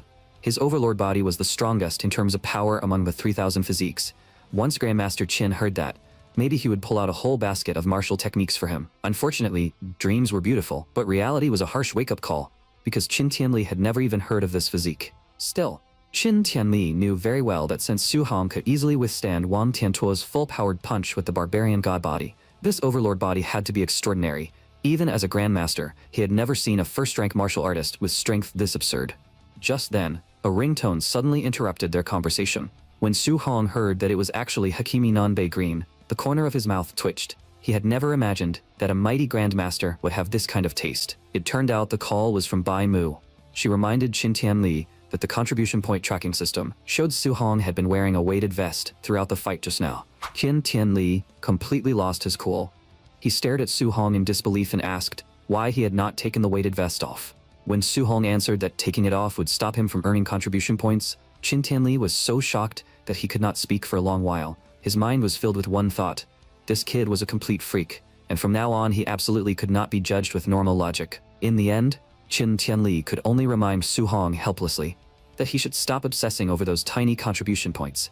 Once he succeeded in challenging the training camp, there would be plenty of martial technique rewards, so he should hurry up and take the weighted vest off. Seeing this, the front desk girl offered to help send the vest back to the warehouse. Su Hong kindly reminded her that the vest was a little heavy, but she did not take it seriously. She explained that she was the martial arts pavilion administrator and a fully fledged second-rank martial artist, so one vest would not be too much for her. But the moment the weighted vest landed in her hands, she froze on the spot. Because the front desk girl had badly underestimated the vest's weight, the moment it slipped from her hands, it smashed heavily into the ground and left a deep pit in the floor. Only after asking did she learn that the vest weighed a full 5 tons, and this once again completely redefined Qin Tianli's understanding of Su Hong. After calming himself down, Qin Tianli couldn't help calling Su Hong a little monster, then said he had another A-rank martial technique to give him. Qin Tianli knew that Su Hong's preferred weapon was the spear, and Yang Cheng's grandmaster Zhang Lin just happened to be a spear grandmaster. That guy had a lightning spear technique that was considered extremely powerful, even among A-rank martial techniques. As long as Su Hong was willing, Qin Tianli would take him to challenge Zhang Lin's student and help him hustle that lightning spear technique out of him. Su Hong hesitated a little, saying that this seemed a little shady. But Qin Tianli snorted, saying Zhang Lin had been mocking New City's training camp as a bunch of trash, so this was the perfect chance to mock him right back. Just like that, the two immediately reached an agreement and decided to head to Yangcheng the next morning to raise some hell. Soon, night arrived. In just one day, the training camp had already repaired Su Hong's damaged room. To better prepare for tomorrow's fight, he immediately sat down cross-legged, planning to train all 3 martial techniques to the beginner stage before morning. Meanwhile, Qin Tianli had already called Jiang Lin, telling him to prepare that lightning spear technique because he would bring his student over tomorrow morning to kick down their doors. Jiang Lin only sneered and told old Qin to stop blowing hot air. Yangcheng's training camp had produced a wood spirit body this year, and the kid had already broken through to second-rank martial artist. More importantly, in just 2 days, that student had trained a wood attribute control-type martial technique to the level where spiritual energy could leave the body. What was Qin Tianli going to use to fight his student? Following Jiang Lin's gaze, a green-haired young man was still training with all his strength. In the next moment, the young man suddenly opened his eyes. Countless vines immediately spread wildly forward, but before long, those vines stopped moving. Then they gradually began to fade away. Seeing this, Zhang Lin reminded him not to bite off more than he could chew. Control-type martial techniques were not something one could master just by wanting to. Reaching this point was already very impressive. But, in Lin Chunfeng's view, he was confident that he could truly learn the technique to the beginner stage within 1 month. Zhang Lin immediately bragged to Qin Tianli over the phone, saying, "Hear that? My student says he can learn it in 1 month. Even I took nearly 3 months back then. That's what you call a monster, not something any random piece of trash can challenge." After saying that, Zhang Lin did not even give Qin Tianli a chance to reply, and directly hung up. Then, he reminded Lin Chunfeng not to win too easily tomorrow. At the very least, he should make it look evenly matched and save them some face. The next afternoon, outside Yangcheng's training camp, several figures could already be seen waiting for something. Before long, 2 figures arrived above the camp. For Su Hong, who was experiencing flight for the first time, the feeling was genuinely thrilling. Very soon, Qin Tianli brought Su Hong down to the ground. The moment they landed, Jiang Lin spoke in a sarcastic tone. "Old Qin, where's this genius you brought? Hurry up and let me take a look." But when he learned that the young man in front of him was only at early first rank, Jiang Lin nearly lost it. In his eyes, Qin Tianli had to be joking. Treating an early first rank kid like some treasure? This old man had to be losing his marbles. Besides, a second rank martial artist fighting an early first rank martial artist was basically a one-shot kill. That was asking way too much of Lin Chunfeng's acting skills, but Qin Tianli did not bother taking the bait. He simply said, "Old Zhang, hurry up and start the match. We still have to go back for dinner after this." After that, Jiang Lin brought Qin Tianli and Su Hong to the open-air arena of Yangcheng's training camp. The first thing he did was introduce Qin Tianli's identity to the students there. But everyone's attention was fixed on Su Hong. They all wanted to know what kind of genius Grandmaster Qin had brought this time. However, when they heard Jiang Lin introduce him with a speechless look, saying that this Starlight City genius had only reached early first rank, the students immediately exploded into discussion. Someone this weak dared to come challenge them?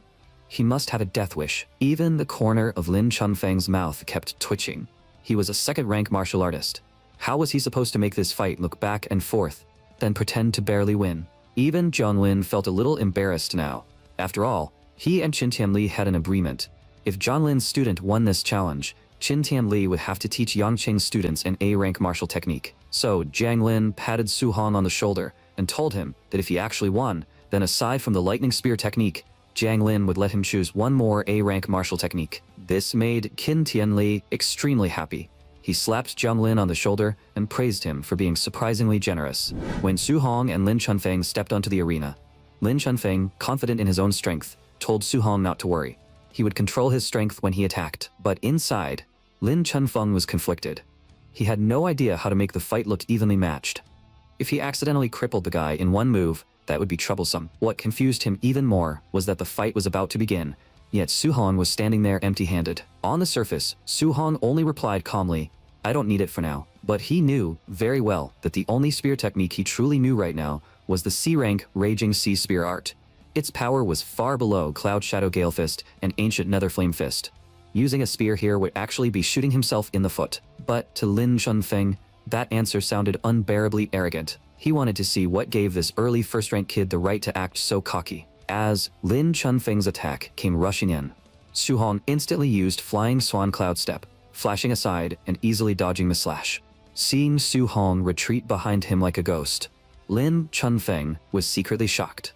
He had not expected this early first-rank kid to also know a wind attribute movement technique, but in the next second, he gave a wicked smile and declared that movement techniques were useless against him now. Lin Chunfeng aimed his palm at Su Hong and clenched his fist.